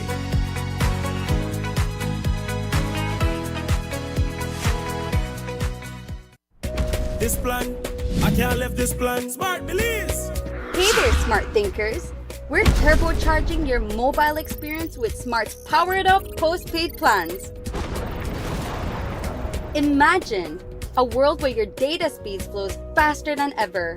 Well, guess what? We've cranked up the dial and unleashed the postpaid power of Smart's lightning fast LTE data on all our postpaid plans. That's right, no speed bumps, more data. It's like having a limitless highway of data speed at your fingertips. Whether you're a lone ranger with an individual plan or a squad rolling with a group plan, everyone gets to surf, stream, and share at enhanced, full, high-quality speed. Switch to Smart's powered up postpaid plans today and ride the wave of postpaid power. Visit any Smart showroom or smart-bz.com for details and make your mobile experience smarter and faster. Smart, bringing people together. I know I can't left this plan. I can't left this plan.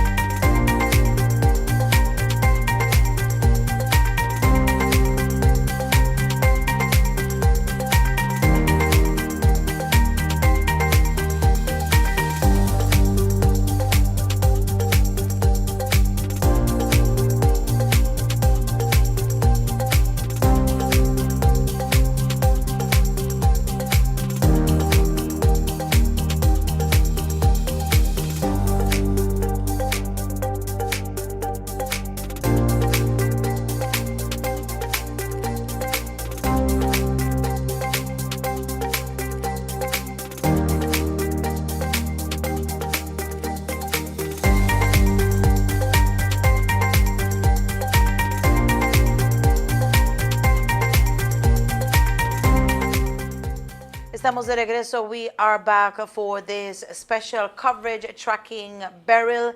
And I was telling Mr. Pook a few minutes ago that Mexico's president issued a message a short while ago to residents in Tulum. And he indicated in Spanish, sorry, hasta ahora la trayectoria del huracán Beryl, categoría 3, indica que estará por Tulum, que es una zona poblada y cercana al mar. Por eso es recomendable trasladarse a partes altas, a refugios o casas de familiares y amigos de otros sitios. No detuvemos, lo material se recupera. Lo más importante es la vida. And it's exactly what we were talking a while ago about, because some of us, even though we are not under hurricane threat, you know, we're hearing about tropical storm force winds, and despite that fact, we were saying that some people who live in low-lying areas and have experienced flooding before, just with heavy rainfalls, you know, they refuse to come out of their homes. And we mentioned a few minutes ago, because of what can happen, they don't feel safe, they don't feel secure, so they refuse to leave their homes unattended. And that's a problem there. Well, people are people. Exactly. And you have different reactions from different people when it comes to how they respond. I guess also because right now you don't have much rain over Orange Walk, at least. You don't have much wind either. It's just a bit cloudy. I think we had a bit of a squall maybe an hour ago, but it passed. So people are going to say, pues nada no va a pasar, así que yo me voy a quedar en donde estoy. However, that might be true right now. You don't know how that is going to change a little bit later on. You don't know exactly what kind of conditions are going to come between midnight and the morning. So it's best to be vigilant. And it's best, especially if you live in a low-lying area, to take precaution.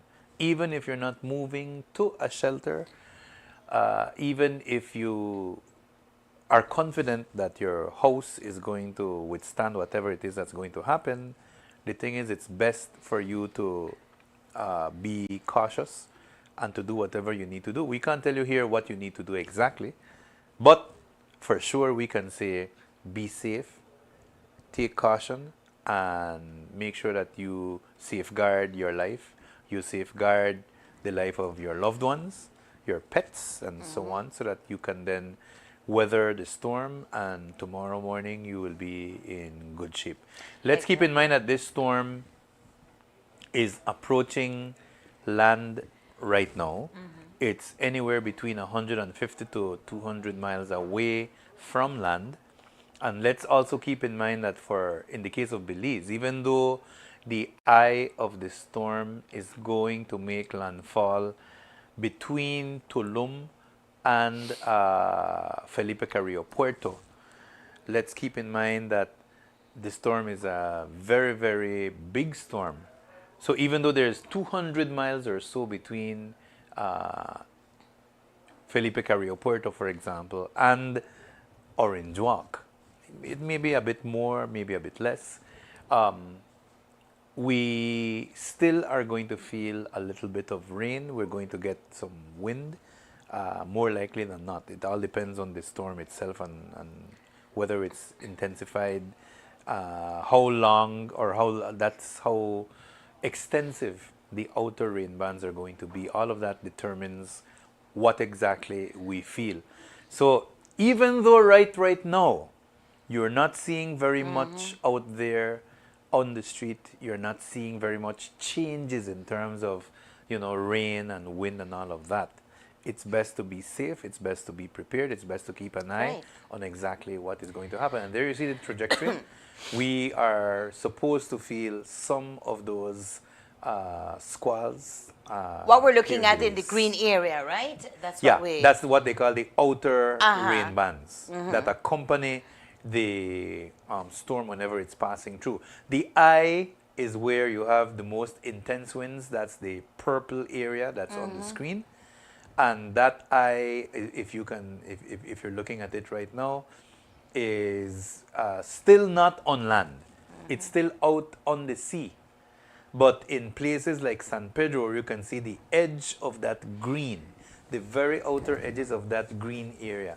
They might be feeling some of the breeze right now in San Pedro and maybe some of the wind as the storm is slowly rotating towards making landfall. Again, as we said, that might be anywhere between midnight, closer to the morning actually. So if we can put back the picture, if we can put it back, so that we can have our listeners and viewers, well, our viewers completely understand what we're talking about. You know, we can say the all clear could be given for us, or we can say, okay, you know what, we're safe, we're out of danger.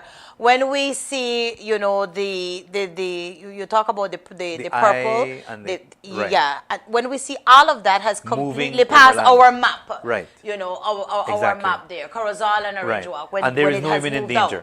There is no imminent danger. Let's keep in mind that the squalls, the storms, the wind, the rain that accompanies the hurricane, there is some of that before the eye touches land. When the eye is passing over land, there's a bit of a lull, and then it continues after the eye has passed. There's like two phases to the hurricane.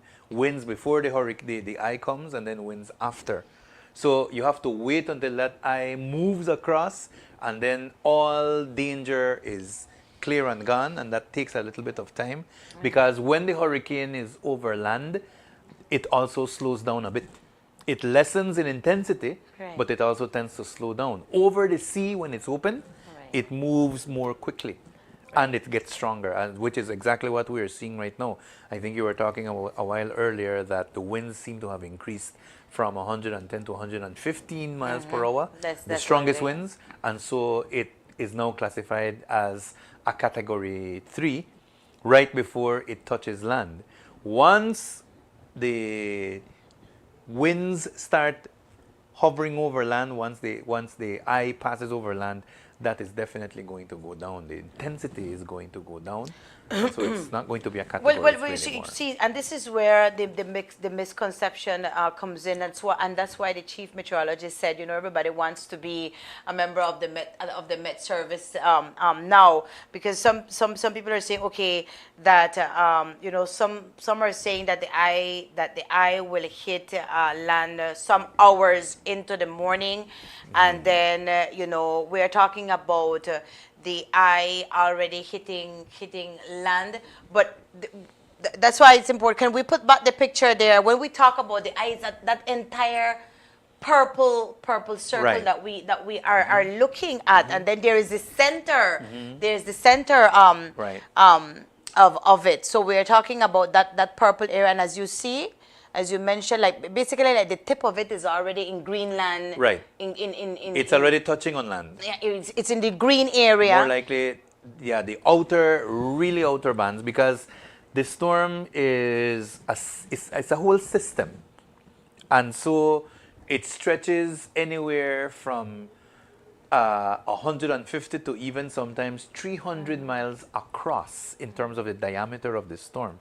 So right now, it's within the range where the outer bands of that storm can be felt anywhere from Cancun. If you look at the map right there, for example, the very tip of the Yucatan Peninsula is under where that storm is. And again, this is the the projected path, the trajectory that is being forecast for the storm.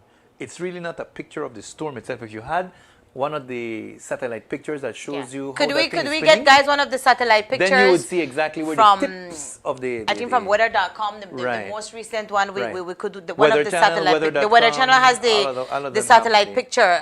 That would be good. Which shows the movement. Exactly, of the clouds. Yeah, which shows the movement and all of that. That would be. And the clouds again represent water that is falling and wind that is affecting, and that should already be touching some areas of the Yucatan Peninsula already, like Cozumel, which is already an island off the coast. That's probably already feeling some of those gusts right now, and if you had pictures of Cozumel, you'd most likely see that exactly, right now. Exactly. Well, the guys are saying if there is any videos and what's not. Right. Some people are posting up on Facebook, so we're gonna find those. But let me just give you the 9 o'clock update.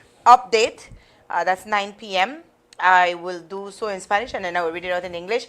A las 9 p.m. el huracán Beryl se encontraba cerca de 19.6 norte, 85.5 oeste o aproximadamente 207 millas al noreste del municipio de Corozal, 207 miles northeast of Corozal town. Right. Beryl se movía hacia el oeste a 16 millas por hora, con vientos máximos sostenidos de 115 millas por hora. And that is what I was telling Victor Manuel. At the beginning, I think we were at 24 miles per hour, then 22, and now 16.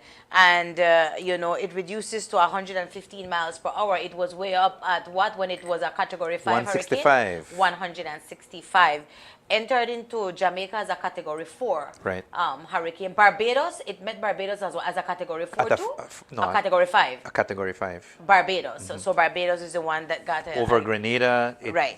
Okay, so there's a satellite image of what we are looking at, and I think that's exactly 11 p.m.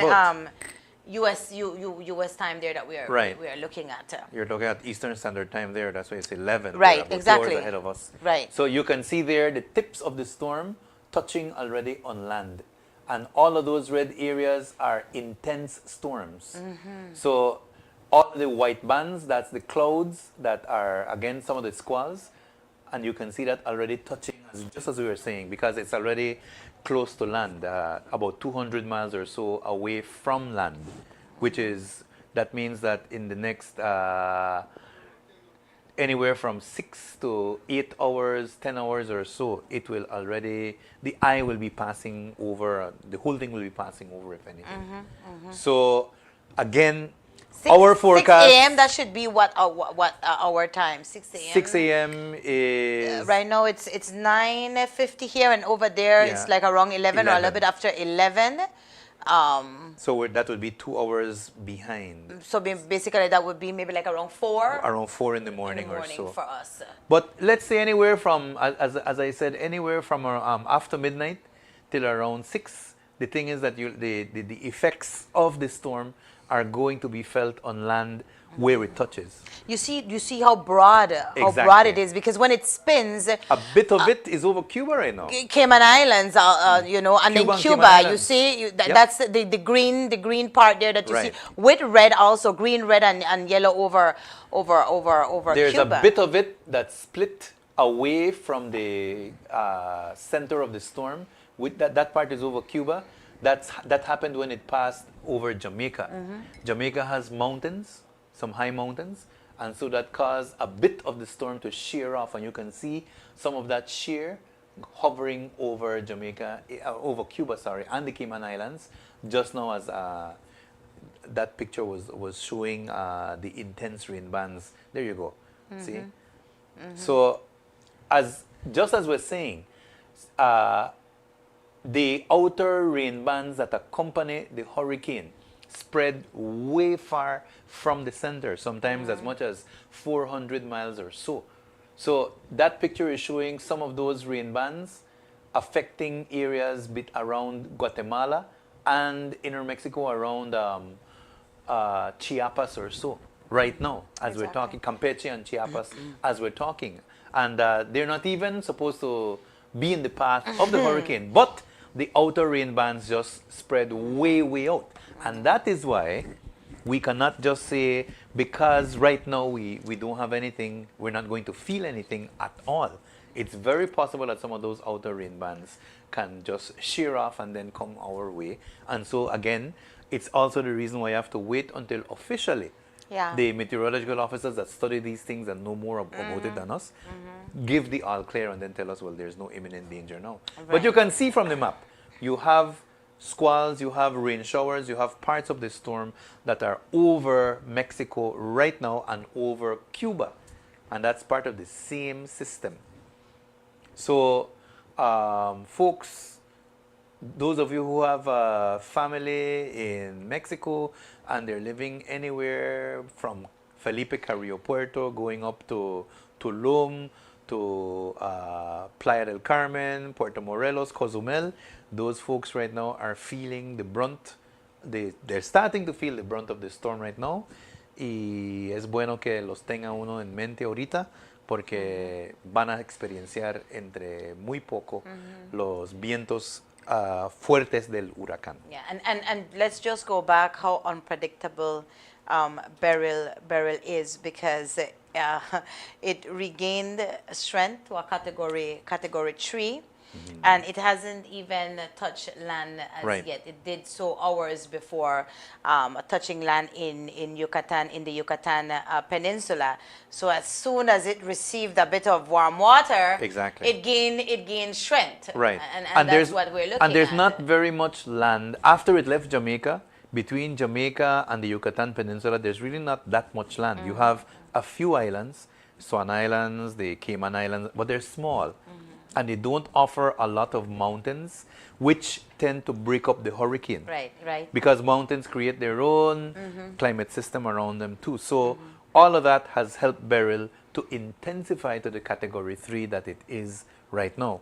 But as soon as those outer rain bands, as soon as it starts moving on land the way it is going to get weaker because it doesn't have any kind of warm water to feed on to grow. And that weakens the whole system. So when it passes over the Yucatan Peninsula, I think we were discussing this a while ago, Beryl is definitely going to become weaker, and that's why they said 1 or 2. Exactly. It will go back to a 1 and maybe even become another tropical depression. When it emerges over the Gulf of Mexico, however, it will most likely grow in intensity again. It might become a category 1 hurricane. It depends on how long, on the warmth of the seas over there and what the conditions are in the upper atmosphere. All of those things control what happens with that hurricane. Exactly. The good thing for us in Belize, we are going to feel a bit of it in Corozal. We're going to feel a bit of it even in Orange Walk, but we're not really going to get the full impact of the storm. It all depends on, again, and that from that picture you can appreciate exactly what we're talking about there. You can see where the landmass is, and you can see how far out from the center the clouds that are the storm clouds. The rain is the red part. All of those red parts and the dark red part, that's where you have really strong storms. And one of the things that's right now you can see from that picture that's up on the TV right now, Kami, the eye doesn't seem to be as finely defined, as well defined as it was earlier when it was a category 4, a category 5. One of the characteristics of a very strong hurricane is a well-defined eye. Those pictures are showing you that the eye is not as well defined, which is good in terms of the strength of the storm and all of those things. But you can see the rain bands circulating, and we are most likely going to get some of that rain that is in the red that's off to the left of the picture. Those rain bands are circulating right now over Campeche, over Chiapas, and they're going to be circulating over Belize, most likely, if that cyclical movement continues, because those rain bands are going from west to east, it seems, as the hurricane spins. Yeah, let me see here. It says, se espera un movimiento de oeste a oeste, noroeste, or that means a west to west, northwestward motion is expected until the hurricane makes landfall north of Belize on the Yucatan Peninsula of Mexico. And they tell us once more, Beryl will not make a direct landfall on Belize, but is likely to produce up to 2 to 4 inches of rainfall, with locally higher amounts during the next 24 to 36 hours as it moves north of the country. And of course, as they said, this may lead to localized flooding, especially in the north.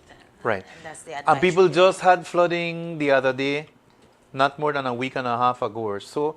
So people still have fresh memories of what the intense rains can produce.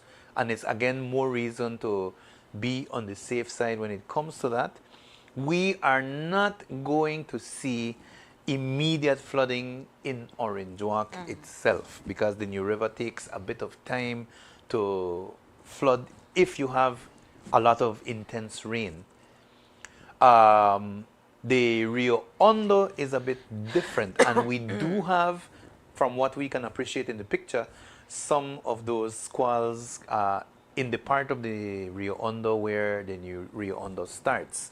So it's not unlikely that the Rio Hondo might grow a bit, but again, I'm not a meteorologist, nor am I a hydrologist, so I can't say you're going to have flooding for sure.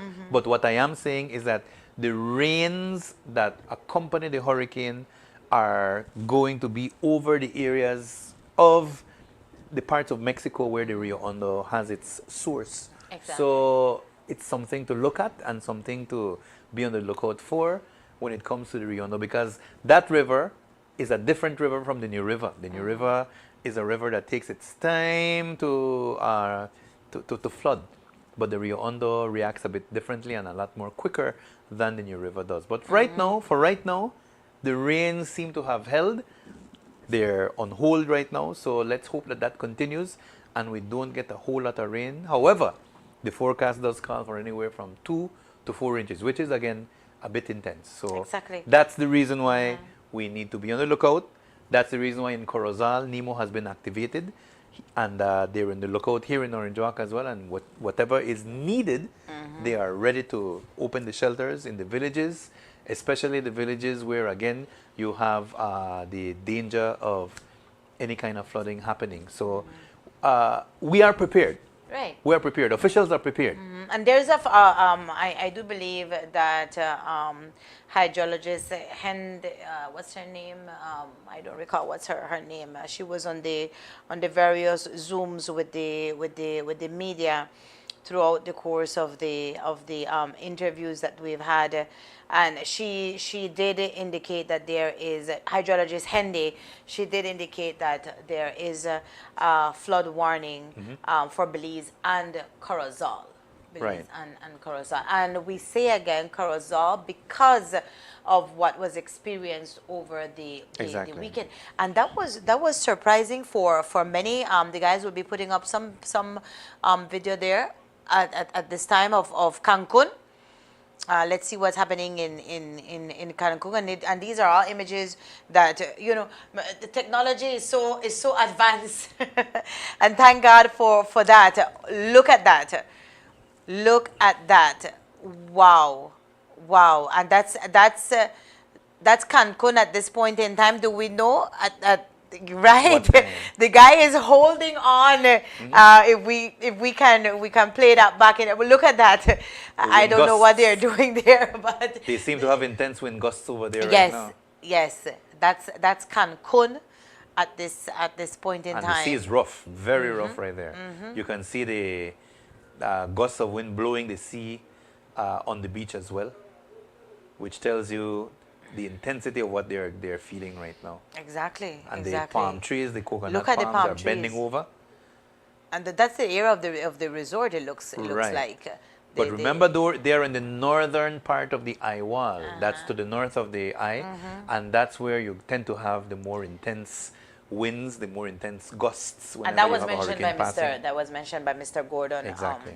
Also. So I was saying, Corozal, we're looking at Corozal in particular because over the weekend when we saw the heavy rainfall, villages like Progreso got inundated. Caledonia got inundated. Libertad. Louisville, it was Santa Clara. Was really crazy, Mr. Polk, what we saw there, and it was only, it was some not hours of rain that was brought along by a hurricane. It wasn't continuous. The thing is that the hurricane, especially if it passes slowly, this one is passing a bit quickly, thank goodness, but it slowed down a bit too. It makes a huge difference. Yes, right? yes, because then you have more rain for a longer period of time. And if this thing is going to be making landfall around 6 o'clock in the morning, as the forecast seems to indicate, and it takes anywhere from 6 to whatever number of hours to pass completely with all of the rain squalls that accompany the hurricane, then you're talking about rain for maybe a day and a half or so. The thing is that it's a possibility. So again, we should be on the lookout for that and make sure that we're prepared wherever it is that we are, particularly if you're in Corozal, the same villages that we're talking about that were prone to flooding the last time, San Pedro and so on, because those flash floods, especially if they're in the early morning hours, are not very nice at all. Imagine you go out, you open your door of your house, and all of a sudden, all around your yard, 3 o'clock in the morning, 4 o'clock in the morning is all Just imagine. flooded. Yes, it happens. Just happened. imagine. Somebody's asking which hurricane was it, and I really don't know. Probably Mr. Pook would know more about that. Which hurricane was it that remained in front of Belize for quite some time? Was that Hurricane Haiti or no, that wasn't Haiti. That they're talking about the same one that I was saying that went from San Pedro to Kikaker and back for quite like a whole day, a day and a half or so. Okay. It was right off our coast. I believe it was Keys, but I could be wrong. And that wasn't so long ago. That's within the past, was it 20 years or so? That hurricane didn't seem to want to move. I remember Mitch was affected the south. And that was very devastating because that was another very powerful hurricane. Am I correct? Hurricane Keith was in 2000. There you September go. 28, 2000. Okay. I believe that's what we're talking about right there. That was Hurricane Keith there. The thing I is, do remember the one that damaged the south though, because I remember I was that working. was Mitch. It was Mitch. Yeah, because Mitch was a Category 5. That passed. That slammed into Honduras and Lower Guatemala, and because it was down there, it affected Punta Gorda, the Toledo district particularly, because they felt some of the strong gusts as well. When it made landfall, if you remember, there are stories of people that were living like on the Roatan Islands off the Honduran coast, that the stories are that they were in cement houses and they took shelter, or they didn't move from their cement houses because the houses are made of cement, they're supposed to withstand. But when the wind of that Category 5 hit those islands, the cement walls of their buildings shook. They trembled. That's how powerful one of those storms is. And so it brought a lot of destruction to Honduras, particularly. Rivers overflowed. There were lots of flooding. And the Toledo district felt a lot of the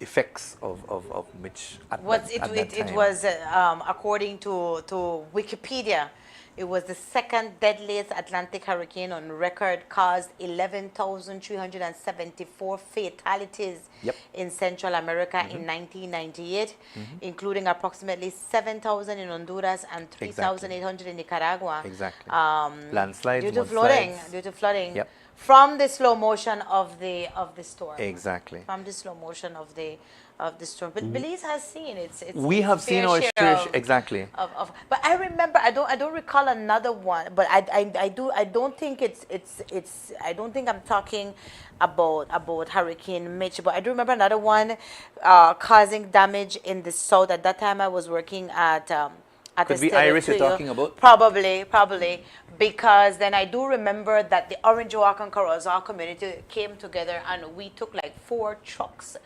fully loaded with Irish you're talking stuff to the south, and people really needed assistance there at that time. So we've seen our fair shares of hurricanes. Well, don't go too far. We just had a Category 1 last year in November that passed. And the Belize city area. Remember those videos that were circulating last year around November of the houses that were the flooding and the houses where roofs were flying off, and that was just a Category 1. So it's not too long ago that we saw what a hurricane could do. We are in the hurricane belt. And the hurricane seasons right now, produce intense hurricanes and produce more hurricanes than has been usual in the past 10 to 15 years. Somebody's telling us it was Hurricane Iris. That was in 2001, I do believe, Hurricane Iris. If I'm not mistaken. Yeah, Hurricane Iris was in 2001. Sorry for the interruption there, Mr. Pope. But people are telling, people are actually listening, and I think they can recall their experiences with hurricanes too, Once you have been affected, Kami, the memory doesn't go away. People that were affected by Hurricane Hattie, for example, many people lost family. I think Hurricane Hattie caused about 300 plus deaths here in Belize, which for Belize at that time was a very high number. And the people tell you all kinds of sad stories. Well, I shouldn't call them sad stories in that way, but I'm saying that the stories that came out of people hanging on to coconut trees for dear life, people that were swept away by flood, people whose roofs blew off during Hurricane Hattie, which was again a huge storm when it landed in Belize. Those are things that pass on from one generation to the other. And so some of us in our families have all of these stories that our grandparents that experienced those things in a very, very bad way, because they weren't prepared the way we are. They weren't prepared the way we are, both in terms of the strength of the structures that they were living in terms of the warning that they didn't have, and in terms of all of the information that we now get that they didn't have at that time. So they went through a very, very rough time, and those stories in some families are passed on from one generation to the other, and so the memory remains and is alive. And that is why in some families, even though people my age, for example, might not have been through Hattie, which was in 1961, the stories are still there, and you still remember it. Matter of fact, there's a place called Hattieville in the Belize district, and guess why it's called Hattieville? Because of Hurricane Hattie. Exactly. And it's called Hattieville because people moved inland away from the coast because of all of the huge seas that washed away buildings and people during Hurricane Hattie. The storm surge, as they call it, was huge. It just swept inland and washed away buildings. St. John's College, for example, the original building of St. John's College, which was more towards the Yaba era, was just swept away during Hurricane Hattie, and the Jesuits rebuilt where they're now presently located around Princess Margaret Drive. So right. Everybody has their own story to tell. If you would sit back and listen to our elders, they had it more serious than what we have, as what you mentioned. I don't think at that time there was any NOAA at that time, no National Hurricane Center. No NHC. Exactly. Or at least if there was, there probably was, Kami, but the access to the information wasn't what it is right now. Right now you can just go to the NAC website and you can see everything that they put up there that the meteorology office in Belize sees as well. In that time, you couldn't do that. At that time, you had to get your advice or your warnings through radio. Rene Villanueva became famous because whenever a hurricane was coming, and he still does it on his Love FM now, at that time it was Radio Belize, he would stay up all night and warn people and repeat the warnings continuously, because in some cases that was all people had as warning, what the radio was saying.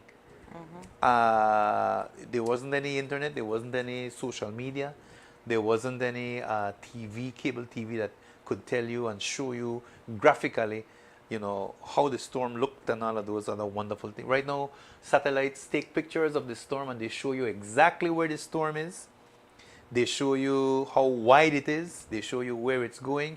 You have all of these computer models that are used to track where the storm is going, which is why we knew the storm was not going to hit Belize, but we would feel the edge, the outer bands, the wind, the rain gusts, and so on. Exactly. All of those things now we have at our fingertips, and we should be very thankful for them. Technology helps us a lot when it comes to that. Right. I see a lot of people asking about bus runs for tomorrow. The latest information that was sent out by the Department of Transport was a bus schedule for today, for July 4th. No schedule was sent out for tomorrow. Friday, so it's impossible for us to say. I am looking here at the Facebook page of Tillit Bus Line or Tillit Bus Line, and it only has a schedule for July 4th.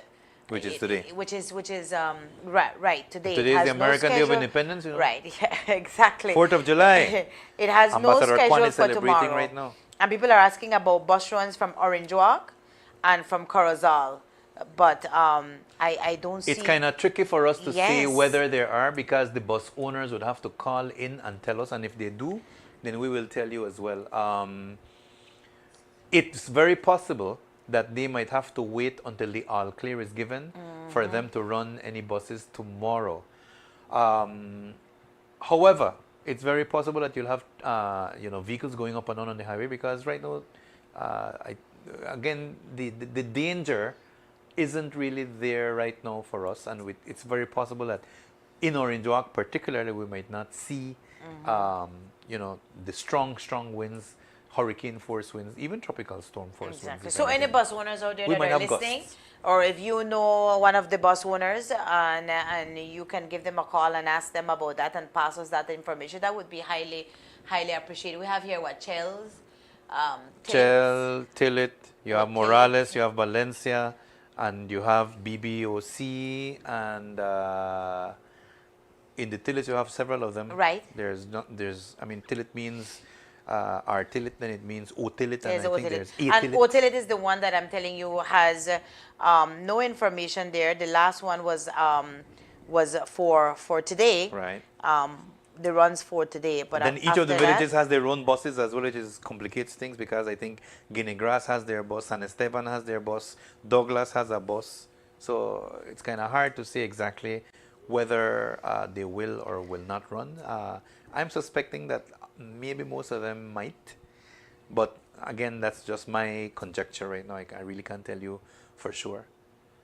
Si los dueños de las líneas de autobuses nos darían una indicación de que si va a haber transporte mañana por medio de autobús, podríamos nosotros entonces repetirlo acá. Exactly. Para que luego se sepa, porque me parece que estamos en vivo ahorita en televisión, Y en por radio cable, también. por radio, por medio de Fiesta FM, y también estamos en los medios sociales. Así Well, you're que- talking about our Tillit bus line a few minutes ago, and the last information that they have was for yesterday, July 4th, and then they did mention we will update as to how our schedule will be for Friday, July 5th, 2024.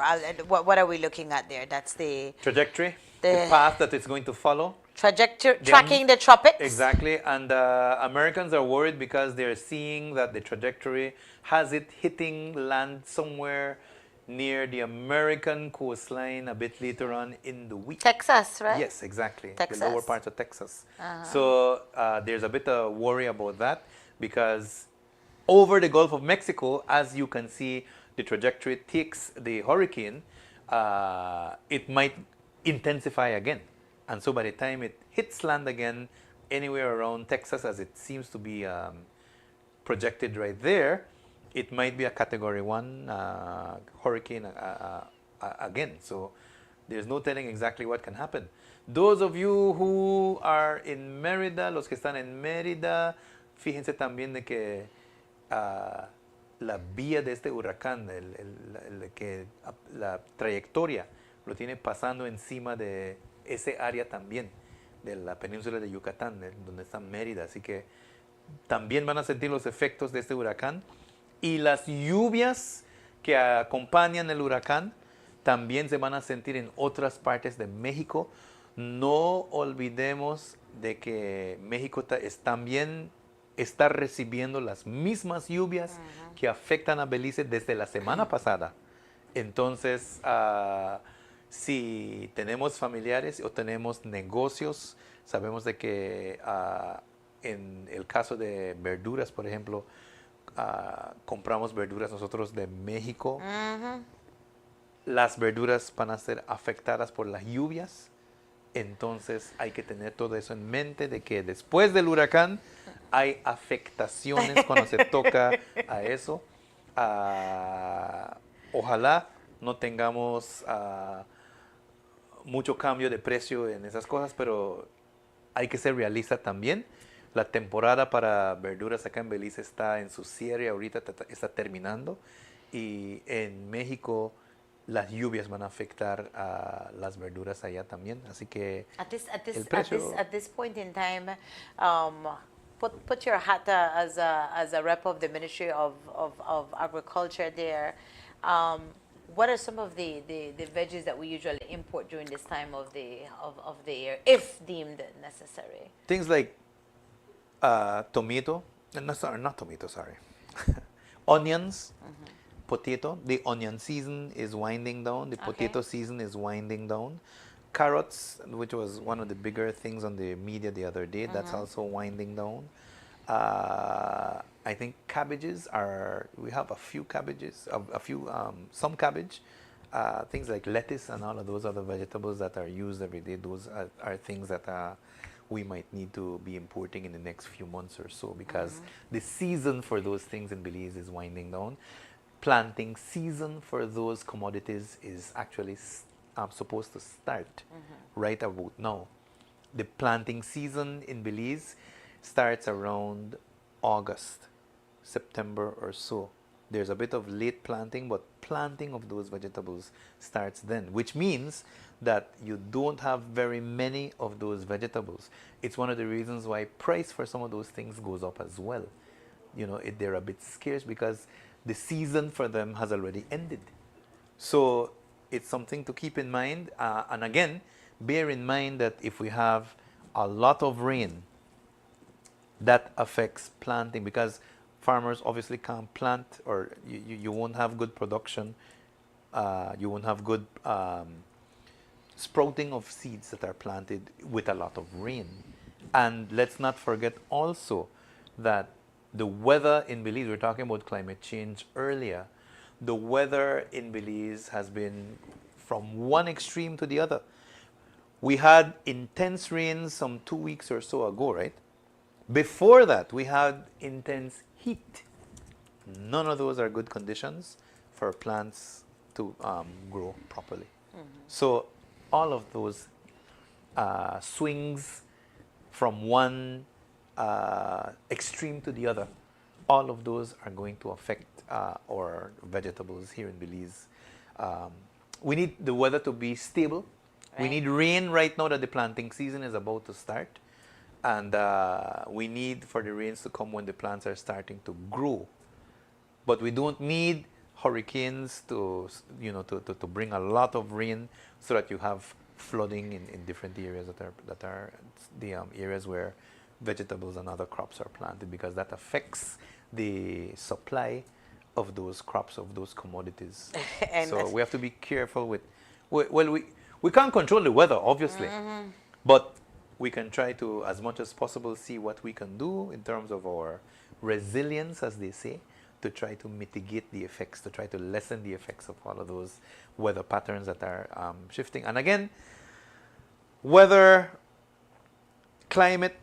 is day by day. Climate is more the extended weather patterns that you have.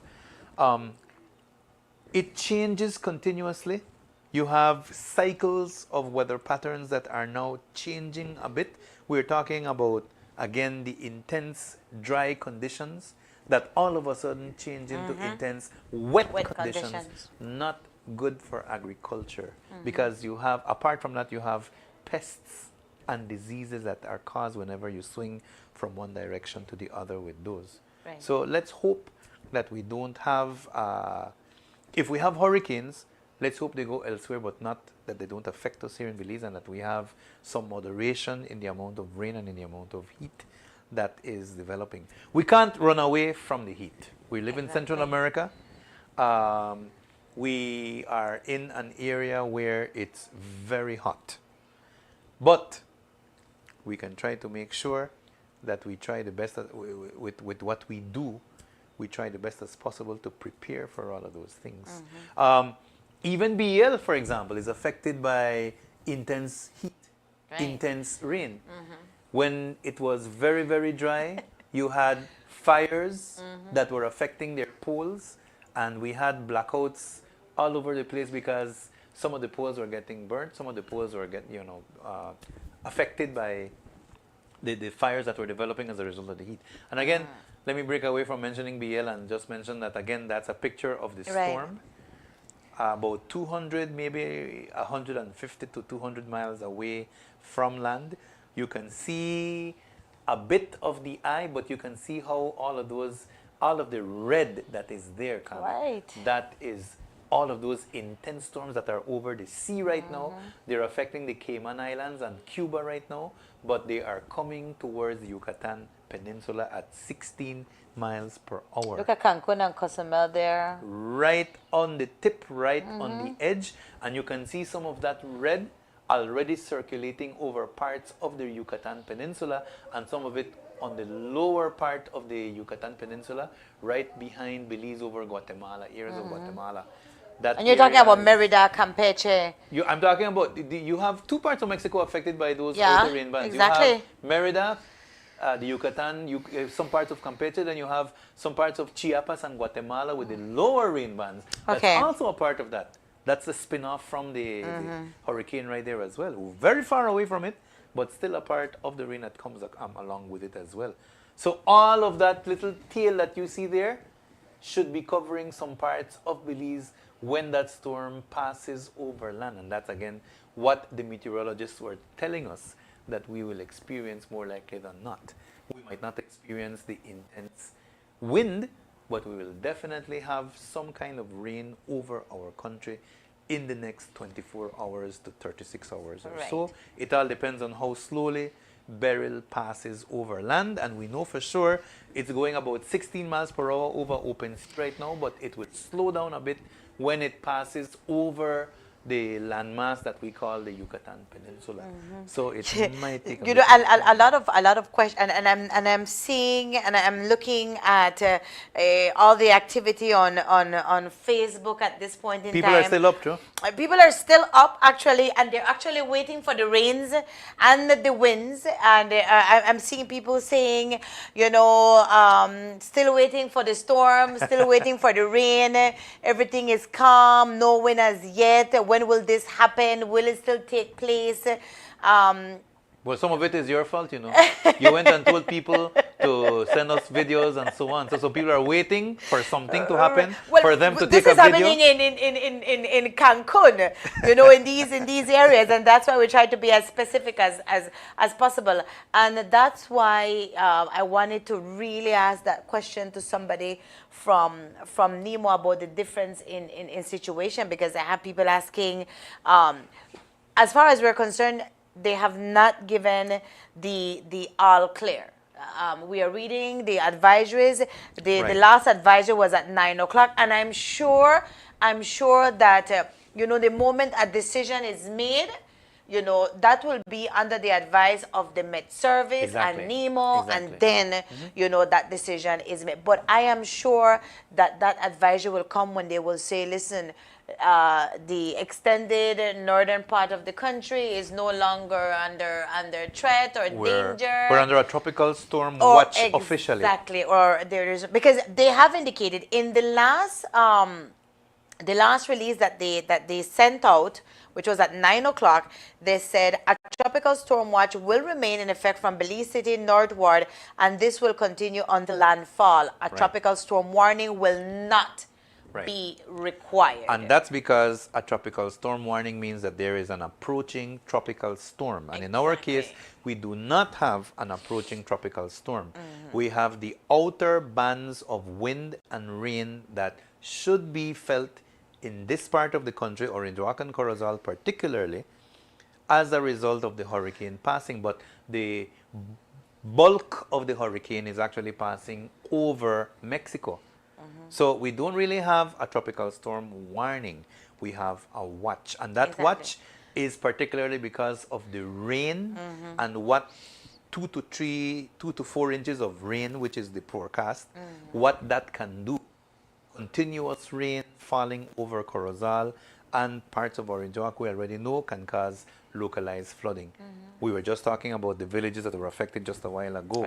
Santa Clara, Progreso, Caledonia, Louisville, where you had flash flooding occurring, as a result of some rains that we had last week, and that was about, how long were those rains over us? About 4 to 6 hours or so? It was Como mediodía. on and off, on and off. But it was intense. Yes, it was intense. When And it fell, that's very similar to what can very likely happen with the hurricane passing.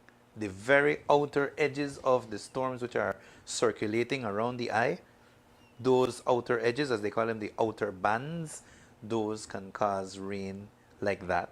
It might be short, it might be long, but the thing is that we will most likely feel rain or get rain over us in this part of the country once the hurricane is closer to land.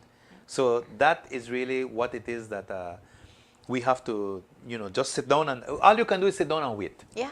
And again, make sure that you're prepared and alert so that you're prepared for whatever happens in terms of anything happening to your home or, any danger or whatever. We're praying, and we don't wish that on anybody.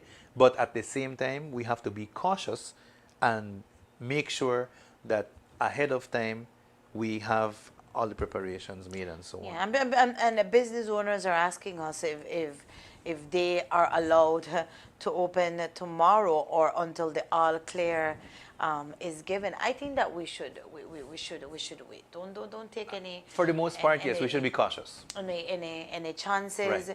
Right. Let's wait for NEMO. NEMO has been giving out advisories the entire day. NEMO is the one who gave out advisory and said, under the advice of the Prime Minister, businesses from Orange Walk should remain open, Right. offer their services.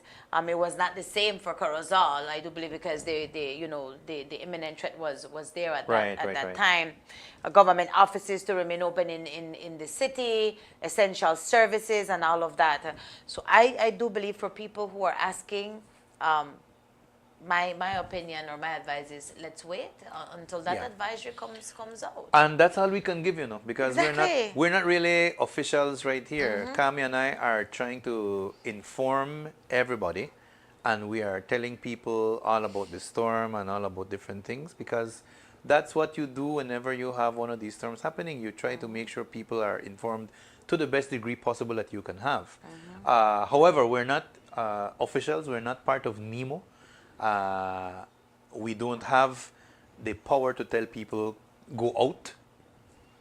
But if we get information that something, like for example, Kami was saying just now, the people that own buses and the transport authority, if you can send us something so that we can tell people, fine, we'll do that, no problem. And we're looking at the really another picture there, but that's basically indication of the rains and, Right. and what's I not. think that they call that the vapor map, the water vapor map. The blue is where you have rain. The yellow, again, is the intense thunderstorms, and you can see those are around the eye. You can still see the eye. It's not as well defined, but you can still see the eye in that picture. The intense thunderstorms are in yellow, and then you have lesser intense ones in purple. Just like we were saying, Kami, the more intense thunderstorms are to the north of the eye, and in this case, a bit to the east of the eye as well.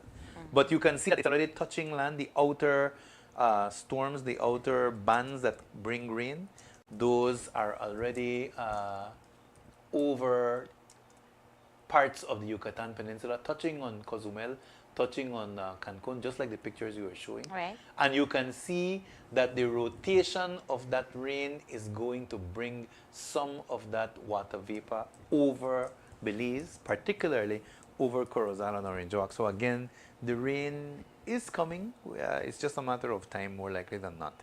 Once that system is over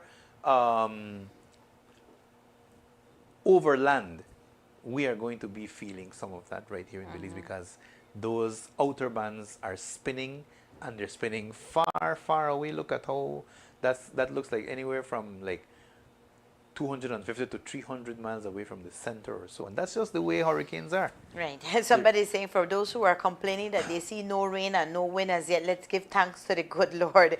Believe you me, I'm giving thanks to the good Lord for sparing us once more. Yes. And a lot of people are doing so. I was watching on Facebook, and people were saying, oh, no, we are praying. We not pray before, but we are praying now. You can find so many things on Facebook, but let's give thanks to the good Lord that we were spared once more, because it would have been a catastrophe, Mr. Pope. That's the reality. If the kind of hurricane that hit Grenada, that passed right over the Grenadine Islands, that when it was a Category 5, that hit Barbados, if that had hit around here, Kami, we would have been in a real lot of danger. Yeah. Us and Chetumal. Yes. Because it was barreling straight towards that area. And again, talking about Chetumal, Chetumal is like Belize City.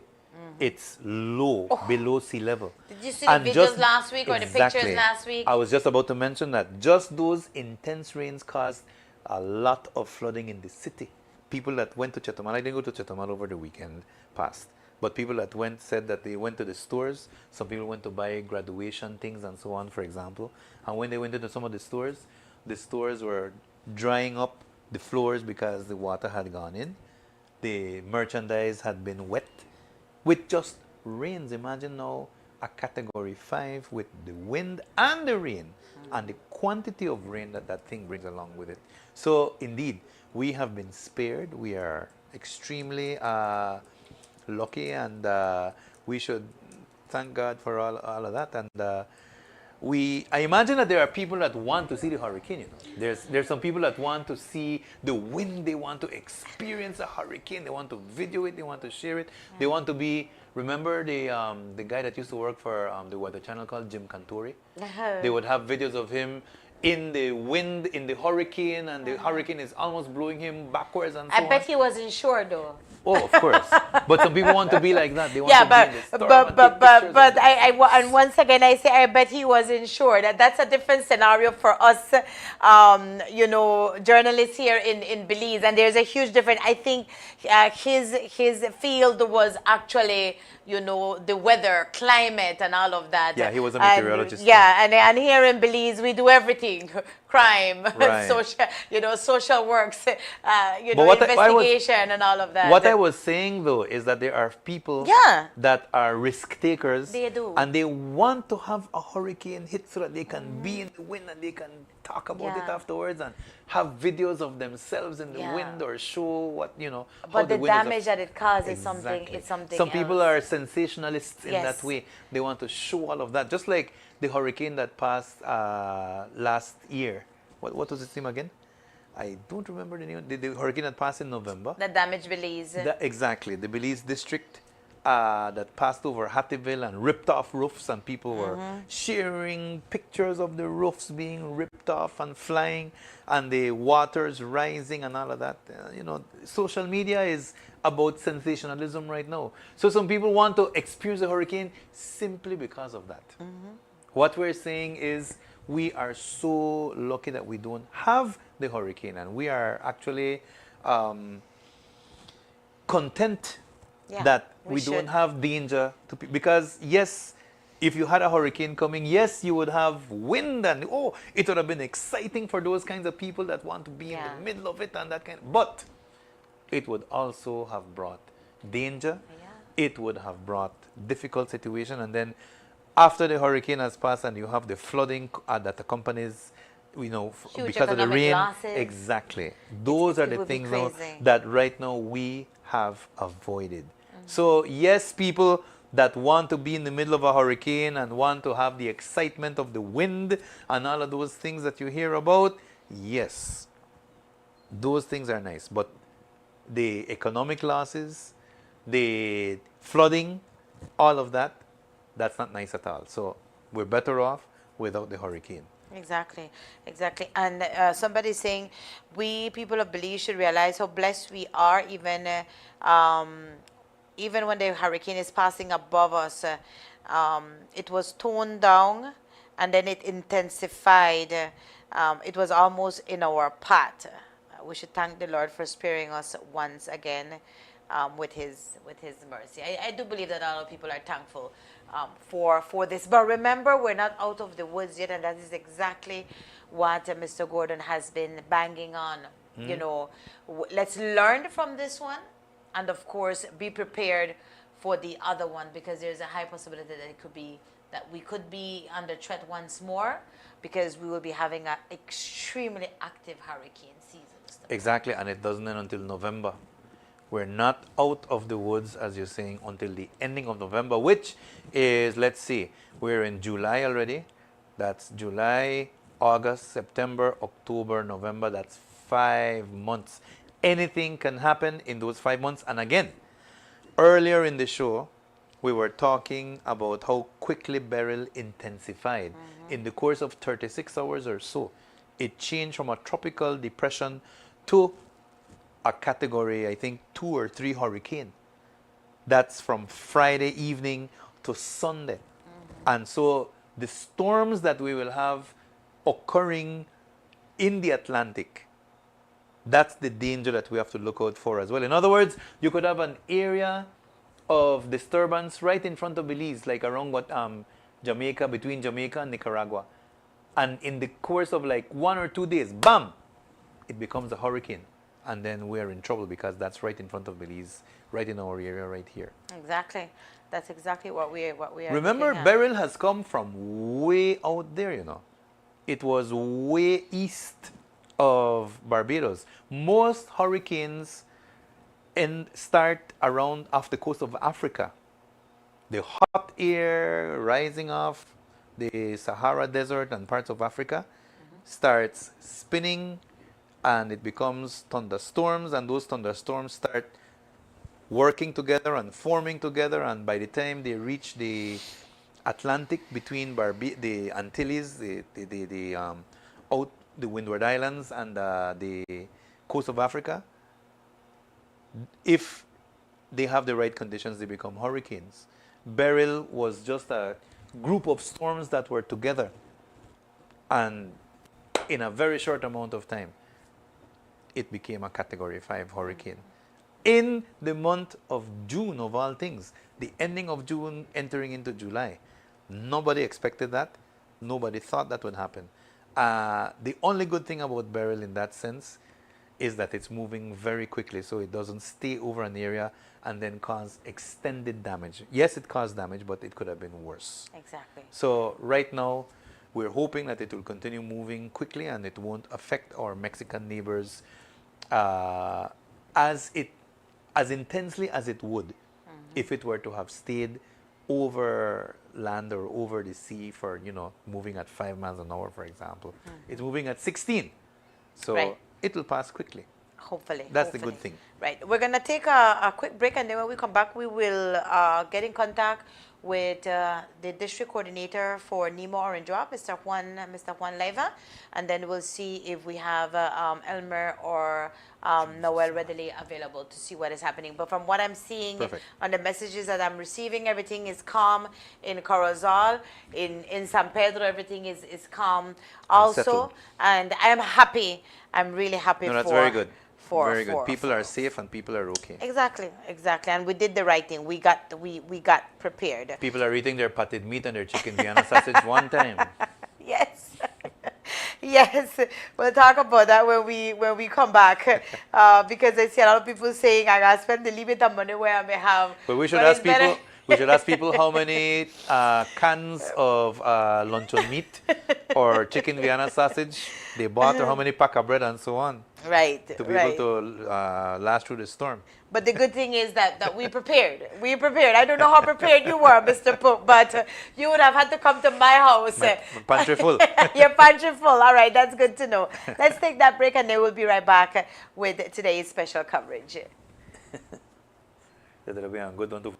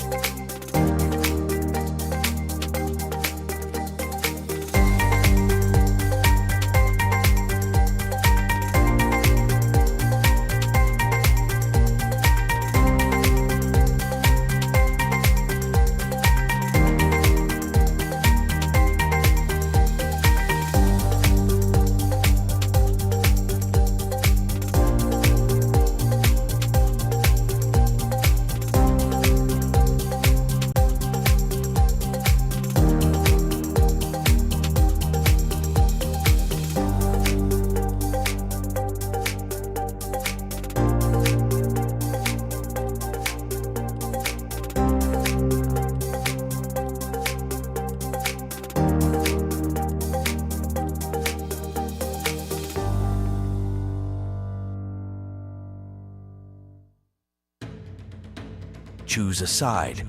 We fight for our queen! Declare for the greens or for the blacks. Hold to your courage for the one true King Aegon! Driven by family feuds, the Targaryen civil war in House of the Dragon is split between greens aligned with Alicent and Aegon section, and blacks who support Rhaenyra in claiming the Iron Throne. War is coming. And neither of us may win. Pledge your allegiance. Watch House of Dragons Season 2 on Max.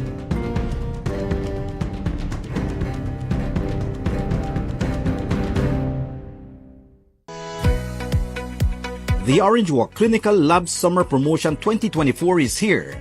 Get your summer promotion on glucose, cholesterol, triglyceride, and hemoglobin for only $20. Also, fantastic promotions on prostate PSA for only $50. We also have other packages on promotion.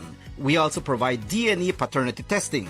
We take this opportunity to inform the general public in the Orange Walk District that we are an approved NHI lab service provider. So for all your NHI lab tests, just visit your NHI medical provider and visit us at the Orange Walk Clinical Laboratory. We take care of all your NHI lab tests. Results are provided the same day.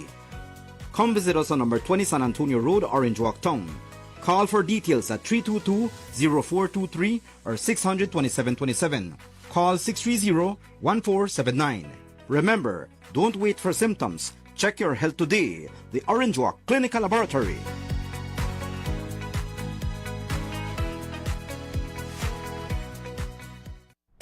This plan, I can't leave this plan. Smart Belize. Hey there, smart thinkers. We're turbocharging your mobile experience with Smart's powered up postpaid plans. Imagine a world where your data speed flows faster than ever. Well, guess what? We've cranked up the dial and unleashed the postpaid power of Smart's lightning fast LTE data on all our postpaid plans. That's right, no speed bumps, more data. It's like having a limitless highway of data speed at your fingertips. Whether you're a Lone Ranger with an individual plan or a squad rolling with a group plan, everyone gets to surf, stream, and share at enhanced, full, high-quality speed. Switch to Smart's powered-up postpaid plans today and ride the wave of postpaid power. Visit any Smart showroom or smart-bz.com for details and make your mobile experience smarter and faster. Smart, bringing people together. I know I can't leave this plan. I can't leave this plan.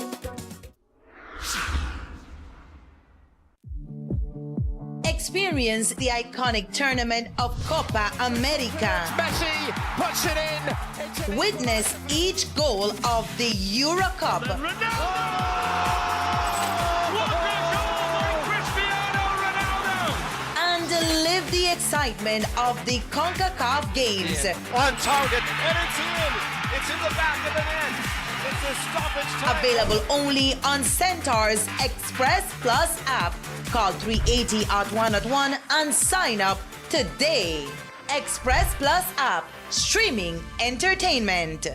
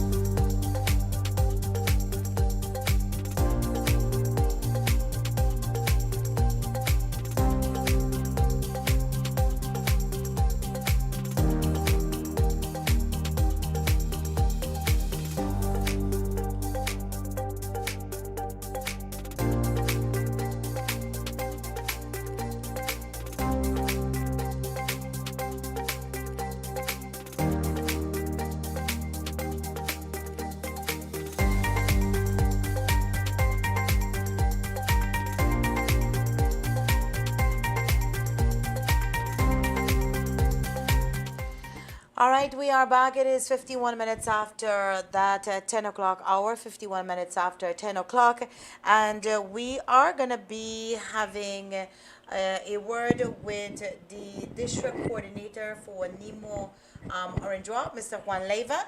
I do know that you all are gathered at the NEMO's office at this point in time, activated, as well as NEMO Corozal. Orange Walk, very quiet. No rains, no winds as yet. Have you all made your rounds, Mr. Leiva? Good night. Yes, in fact, we have just come from around Douglas, San Jose, those areas, no? And no rain, rain slight, drizzle, but nothing much to report, no? Okay. Well, we do know that Corozal and Orange Walk have has been indicated that we could be experiencing some winds and heavy rainfalls. You all visited those Alban Islands to ensure that the drains are cleaned and people are being prepared just in case. Yes, we spoke to the chairman this morning, no, from those villages, and they are ready. They have put their plans in place, and the shelters are to be open if necessary, no. Okay. Now, Mr. Leiva, what's the case for Orange Walk in particular? Do you all wait for NEMO headquarters to give the all clear? And I ask because a lot of people have been asking and saying, we don't see anything happening, no rain, no wind. So do we go back to work tomorrow? Businesses are saying, do we open tomorrow as per usual? We usually open at 8. What advice would you give these individuals at this time?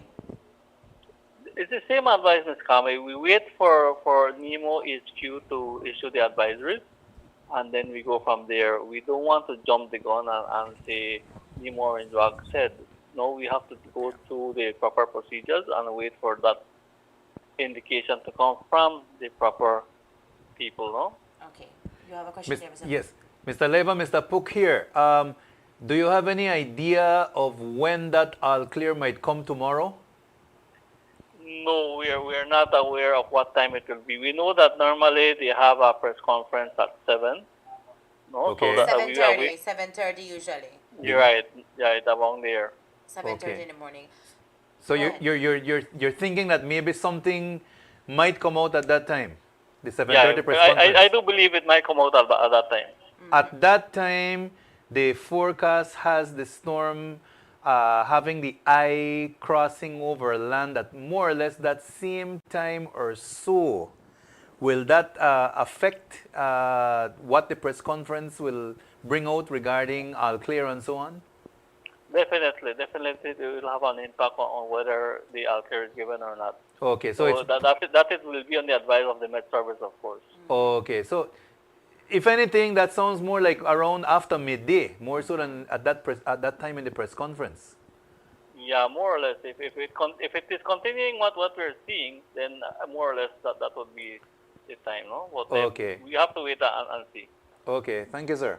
All right. Of course. What would you advise to Orangeaqueños at this point in time, especially those who are saying, well, you know what, I done minutes to 11 at night and we don't see no rain, we don't see no wind. It's best for me to go to sleep. It was a waste of time. What would you tell them at this point in time? Don't put your guard down. Be vigilant. Still continue monitoring the weather and listening to the proper authorities. That would be my advice. Okay. All right. Thank you so much, Mr. Leiva. And of course, you all continue at the headquarters, right? At the office here in Orange. Yes. We will be here. All right. Okay. Thank you so much. You're welcome. All right. Well, that was the district coordinator, and as he mentioned, we wait for the advisory to come from NEMO. It's pretty much the same thing we were saying, exactly, I guess, exactly. that you have to wait for the all clear to be given, and the all clear will be given by the national NEMO, not necessarily the local NEMO right here. There's a press conference, Mr. Leiva was saying, that I think has been held daily right now at 7:30 or so, 8 o'clock or so. I think it's on Love FM, Joe. No, it's Or it's broadcast to everybody? It's broadcasted Okay. to everybody, and that's why I was telling you that we saw a huge difference this time around when it comes to NEMO communicating Right. with the various media houses, because in the past it was everybody for themselves. I had to make my call, the other media houses had to make their call. We were behind the chief meteorologist, Right. and he had other works to do. But this time we saw something different. The Met Service and NEMO came together. The hydrology unit. Right. Today we even had the mayor of San Pedro during that conference. The area representative of San Pedro there too. So it was and that one Zoom was sent, and that was for everybody. So everybody got it at the same time, and you did what you wanted with that. You So either used it for the news or you broadcasted it on your on your channel. Unified and centralized information. Exactly. Everybody gets the same, and the same message is being transmitted to everybody. Exactly. And we asked about having if they would have a conference during the course of the night, and they did indicate that if deemed necessary. If not, until 7:30 tomorrow morning. And it looks like that will be the case. It looks like that will be So until tomorrow. the case. So somebody saying good night. What about Correspondent? Well, Same thing? Yeah. La misma cosa? The same thing basically, because remember, NEMO Orange Walk, NEMO Corozal is basically the same thing, Right. same committees. They're operating the different same way. Yeah, it's Different the same head, process. diferente persona que está encargado, pero la manera en que están operando es lo mismo. Exacto. Sea de que están ahorita activos, están presentes ellos en sus oficinas. No somos los únicos nosotros acá en la estación de televisión que estamos despiertos y estamos estudiando lo que está pasando con la tormenta. NEMO también está haciendo eso ahorita, y también indicaron los de Corozal por medio de la entrevista que hizo Elmer y también Mr. Leiva, que están listos para activar los albergues si se pone necesario esa situación. Por el momento no se ha puesto necesario, pero si es necesario, están listos y dispuestos para activar los albergues. Así estamos preparados en ese aspecto, y en casa es mejor que estemos al tanto, estemos alertos. No está sucediendo nada mucho ahorita. Hemos tenido alguna lluvia acá en Orange Walk, pero muy, muy leve. En Corozal me parece que ha sido casi lo mismo. No tenemos nada de reporte de que ha caído bastante lluvia, pero es algo que esperamos con el transcurso de la noche, con el huracán que está approachando a tierra ahorita, de que haya lluvias, haya las ráfagas, y entonces todo parece que está más o menos normal, gracias a Dios, todos están bien. El NEMO Corozal, cuando nos dieron reportaje, y el NEMO Orange Walk, ahorita que acabamos de hablar con Mr. Leiva, están indicando que no hay nada fuera de lugar ahorita. Están patrullando. Mr. Leiva indicó de que habían visitado a Douglas para ver cómo está la situación allá, y parece que todo está normal ahorita, gracias a Dios. Así que estamos en buena situación cuando se toca eso, Cami, que igualmente por acá no vemos ninguna señas de lluvia, está nublado el cielo, pero afuera está seco. The guys were out around town trying to see, if they could capture some rain or some wind to bring back to the studio so that we can show our viewers. But no hay. It's calm. It's calm, and we thank the good Lord for that. Can you guys be on the lookout? I think Elmer is trying to do a Zoom call in. So just be on the lookout. They're telling us when it comes to San Pedro, we're still being cautious when it comes to the weather. And that's the best thing they can do. Yeah. I'm asking if it's raining in San Pedro at this rain or wind. And we know San Pedro has a lot of low-lying areas, and they have high population density in their urban area. So we know that for them, if the case were that they would have, a lot of rain and then localized flooding, you'd have to move very quickly. So the shelters there, I think that we were being told, had been opened already, and so people were moving already just out of caution. So that's all very, very good. Well, On the lighter side, Kami, we were mentioning, we were talking a bit about the supplies that people bought for the storm, and I don't know if there's people listening awake right now, gathered at their TV or listening on social media or wherever. So we can take a moment, I think, and if you want to tell us how much patid meat or how much luncheon meat or how much chicken Well, I sausage got a you buy. whole lot for us here. That's what I can tell you. We don't mind if you share, to be on the lighter side of things right here, because I got a whole lot here. No, and if you have any concern, you can give us a call. Similarly. Of course, 666-3468 or 670 9177. I'm getting some information from San Pedro. It says the weather is normal, no wind, no rain. However, businesses are being told to remain closed until All clear. the all clear is given. And I think Exactly. that's the same for Keycocker, the same for Orange Walk, the same for Corozal. Right. Remember, NEMO is one entity at the end of the day. Right. And, NEMO Orange Walk, NEMO Corozal, NEMO San Pedro. I don't know if Keycocker has a NEMO or it's the same with San Pedro. Yeah, it's the same I with don't know, San but Pedro. it's the same organization as you mentioned, and it's the same rules and regulations basically. So, for those who have been asking, do I go back to work tomorrow? We wait till the all clear. We don't know if the all clear will be given around midday. We are conjecturing, we are thinking, our opinion is that we should get the all clear sometime around midday tomorrow. But again, that's just us. We are not NEMO, and nor are we officials, nor are we empowered to say that it will be like that, and that's the way it's going to happen. So our opinion is that we will probably have all clear sometime around there, but again, we don't know for sure. Exactly. Some people are telling us, remember Hurricane Lisa hit in November 2022? Lisa, exactly. Hurricane Lisa, was that the one that hit Belize? Yep. 2022?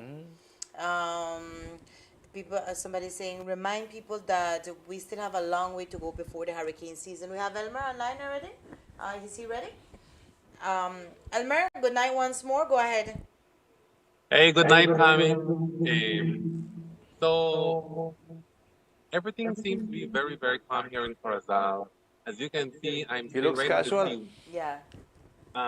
Behind me is what is considered the heart of Corozal town, and well, there's nobody on the street. Everybody seems to have listened quite well to the different communications and messages from NEMO. I want to show you a little bit more about how it is that what I'm saying, that the entire street side is actually, nobody's on the streets, nobody is in town, everybody's home, and it's a quiet night, but we have no rain. I think, if I am not mistaken, we had only 3 bursts of rain since about maybe 3 this afternoon. But to say that we have showers, thunderstorms here, that's not the reality. The last time we checked, it was that the storm was about 200 plus miles north, east from Corozal town. And I think that everybody has got into the mode of, this is not gonna come our way. Somebody was asking about whether or not they're gonna be able to go back to work tomorrow, or if they have to go back to work tomorrow. The official answer to that should be that unless NEMO declares the green light that everything is clear, then everything goes back to normal. So the best thing or the smartest thing to do is to listen to the outlets, to the news outlets, to the TV stations, radio stations, stay tuned to CTV3, because we more than likely will be emitting that or sharing that information to our viewers and listeners as long as we get the information from NEMO. For now, that is what is happening here in Corozal. In fact, Kami, the sky is starry. I know it sounds kind of like crazy, but the stars are out here. It's not cloudy at all. We can feel some light wind, but that's about it. What we do have here a lot is mosquitoes. So All right. We will start But to Elmer, say it's I don't know if you can hear me, but you were around Corozal Town during the course of the day, and you were able to appreciate the movement in Corozal Town. People actually prepared for tropical storm force winds and heavy rainfall. People listened to the advisories that were coming out from NEMO and the Met Service. yes, actually, we were around town all day into the night. It was evident that people were preparing, they made sure that they got some groceries, they made sure that they nailed up their windows and doors. They listened to the message of preparedness from NEMO. And I think we actually did a great job here at CTV3 in trying to all week long make sure that that message went out there. We must be prepared because Mother Nature has no rules. Mother Nature governs her own self and can take any direction at any given time. And that is why we're still asking everybody, though we have a still calm Corozal right now, the truth of the matter is that the storm is still over waters and it is over warm waters. We've seen how in just a moment of maybe a few hours, instead of raining down, the hurricane went up one more step and returned to category 3. And it is only an indication that we don't have any control of that, but we can have control of our own person, our own lives, and our property. So we just need to be prepared. Well, Elmer, thank you so much for that information there. And of course, as you mentioned, we'll keep our people informed. Probably tomorrow, 7:30, when NEMO has the press conference, we will be getting that green flag, which indicates the all clear. But for now, everything tranquilo in Corozal, and I'm happy to hear that. Todo tranquilo y bonito here in Corozal. What All we right. do want to share is that there is another weather trying to build up out there. So it's the beginning of the season of the hurricane, and we must be vigilant. All right. Okay. Thank you so much, Elmer. Excellent job there. And of course, we keep in touch, and tomorrow is another day. All right, Elmer there in Corozal, and people are already asking us. The all clear has not been given. Let me just make this clear. I don't want anybody to say that we have said that the all clear has been given. That can only be done through an advisory by NEMO. We don't know if that will come out throughout the course of tonight, or they will wait till tomorrow for the conference, or till after the conference. It can be at midday. We don't know. What we're saying is that it's 9 minutes after 11 o'clock. Here in Orange Walk, everything is calm. There is no rain. There is no wind. Corozal, everything is calm. San Pedro, everything is calm. But the Kikako, everything hurricane is has calm. not made landfall yet. Exactly. It's I don't know still if people were expecting, because the chief Met did say that we should be experiencing winds and heavy rainfall, late Thursday, early Friday morning. right I don't know what time we consider late Thursday, but we're 1 hour away from midnight. midnight. It could be maybe like around 1, like around 2. Anywhere around that time or so. Let's keep in mind that the hurricane is still about 150 miles or so, anywhere from 150 to 200 miles off land. Some of the outer bands have already made contact with land. We've seen pictures of wind gusts in Cozumel and I think we have another Cancun. video from Cancun. If we could show that. We've seen that. So we know the hurricane is making landfall already. The outer edges of the hurricane, the wind is already affecting over there. But the eye of the hurricane has not touched on land yet. It has not passed over land yet, and it should be doing that within the next 6 to 8 hours, more or less or so. So keep that in mind, ladies and gentlemen. when it comes to what time to expect the wind and when will it rain and all of that. We are suggesting, or rather it is, from what we are seeing in the data, the suggestion is that that will most likely be early Friday morning. That is, whatever rain, whatever gusts and so on accompanying the hurricane, we will most likely see that early Friday morning. So when the all clear will be given, we really don't know. Let's just keep in mind that because right now it's calm, because right now we don't see anything, it doesn't mean that tomorrow is going to be just like tonight. Things can change very differently. Remember that you have rain bands that are spread out from the center of that hurricane as far as 200 miles or more from the center. And the hurricane is moving towards land. So this calm that we are experiencing right now in San Pedro, in Orange Walk, and in Corozal is not there permanently. It doesn't mean the hurricane gone. It doesn't mean that it passed already overhead and so. No, the hurricane hasn't even touched land. So keep that in mind, ladies and gentlemen. And again, we advise caution for everybody in Corozal and in Orange Walk. Les aconsejamos de que por favor se muevan con cautela, que estén alertos, que estén todos vigilantes de lo que está pasando. Y hay bastantes maneras en que usted puede ver exactamente qué es la trayectoria del huracán. Los medios de comunicación por medio del Internet, el Centro Nacional de Huracanes de los Estados Unidos, por ejemplo, tiene la información.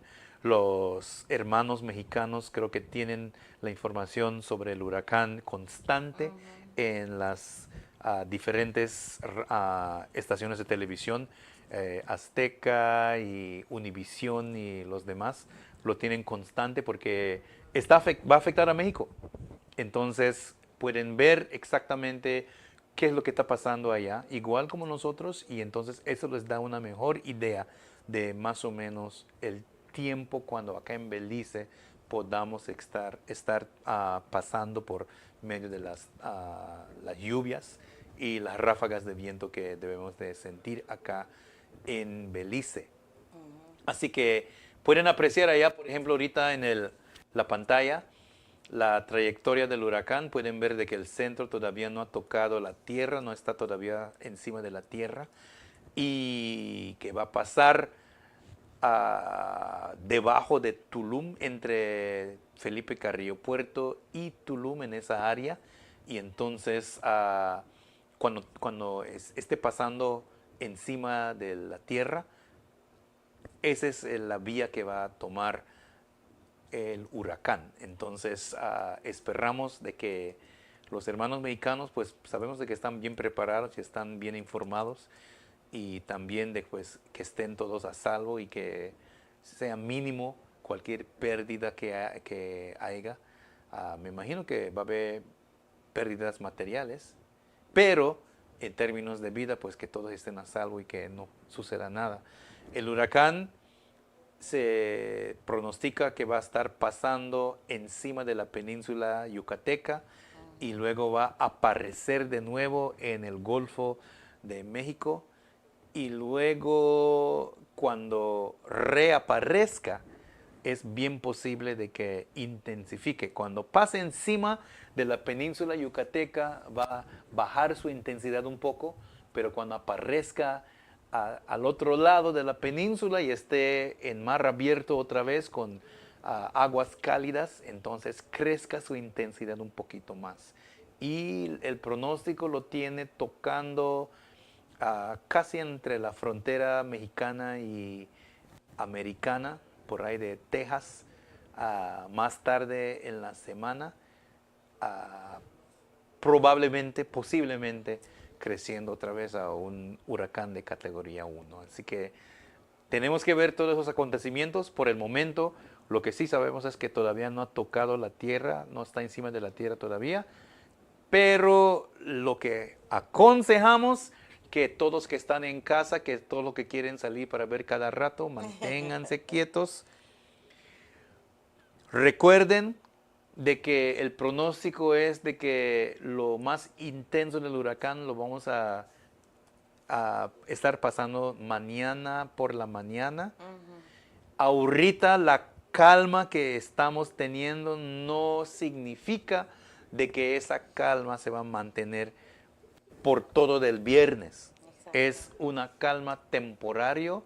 Hay bandas de lluvias, de ráfagas de viento y tormenta que también están hasta 200 millas del ojo del huracán, y todo eso es bien posible mañana que lo estemos pasando acá en Orange Walk y en Corozal.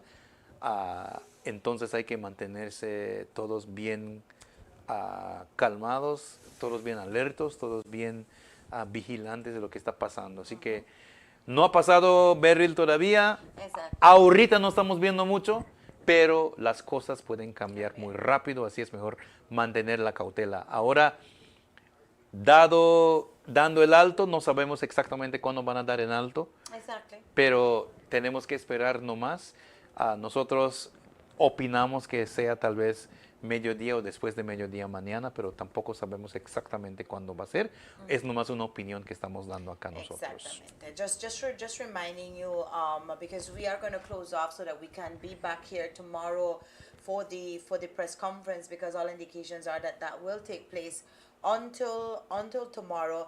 And just reminding you about the last advisory that came out at 9, which indicated that Beryl will not make a direct landfall on Belize, but is likely to produce up to 2 to 4 inches of rainfall with locally higher amounts during the next 24 to 36 hours as it moves north of the country. Exactly. And that was at 9 o'clock. At 9 o'clock, we're still talking about the next 24 to 36 hours. So which is into Saturday. Exactly. And that's what I was trying to bring across. So Saturday could be rainy. Saturday could be rainy. Tomorrow we could wake up to a rainy day, or it could be maybe tomorrow midday, all the way up until Saturday. So just be on the lookout, keep informed. Keep safe. Keep safe. That is exactly what matters. If God permits, we will be back with you tomorrow. We want to thank everybody for being in tuned.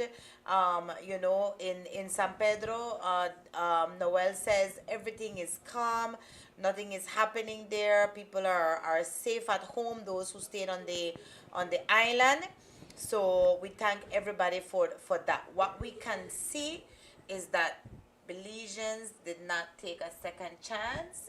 They listened, they kept informed, and they prepared. Right. And that was the best thing to do. Is that the latest satellite there that we're looking at before we close out? We can just show the latest satellite. Is that the latest one, guys?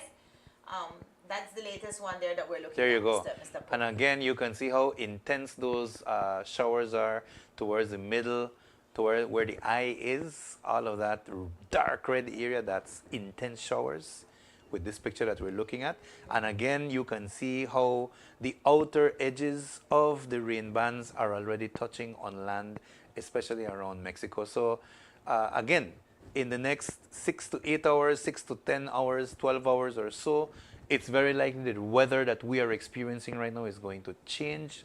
Ladies and gentlemen, keep that in mind and keep safe wherever it is that you are. All right. Okay. And I want to thank you for joining us today, Mr. Pook. And thank you for the sandwich. Exactly. And the coffee. And the coffee. Well, we will have more coffee tomorrow as we'll be back with everybody at 7, that is, if God permits, with more information and everything that is happening with Hurricane Beryl. Thank you guys so much. Be safe, and I'll be back with you tomorrow if God permits. Estaremos con ustedes nuevamente mañana, si Dios lo permite.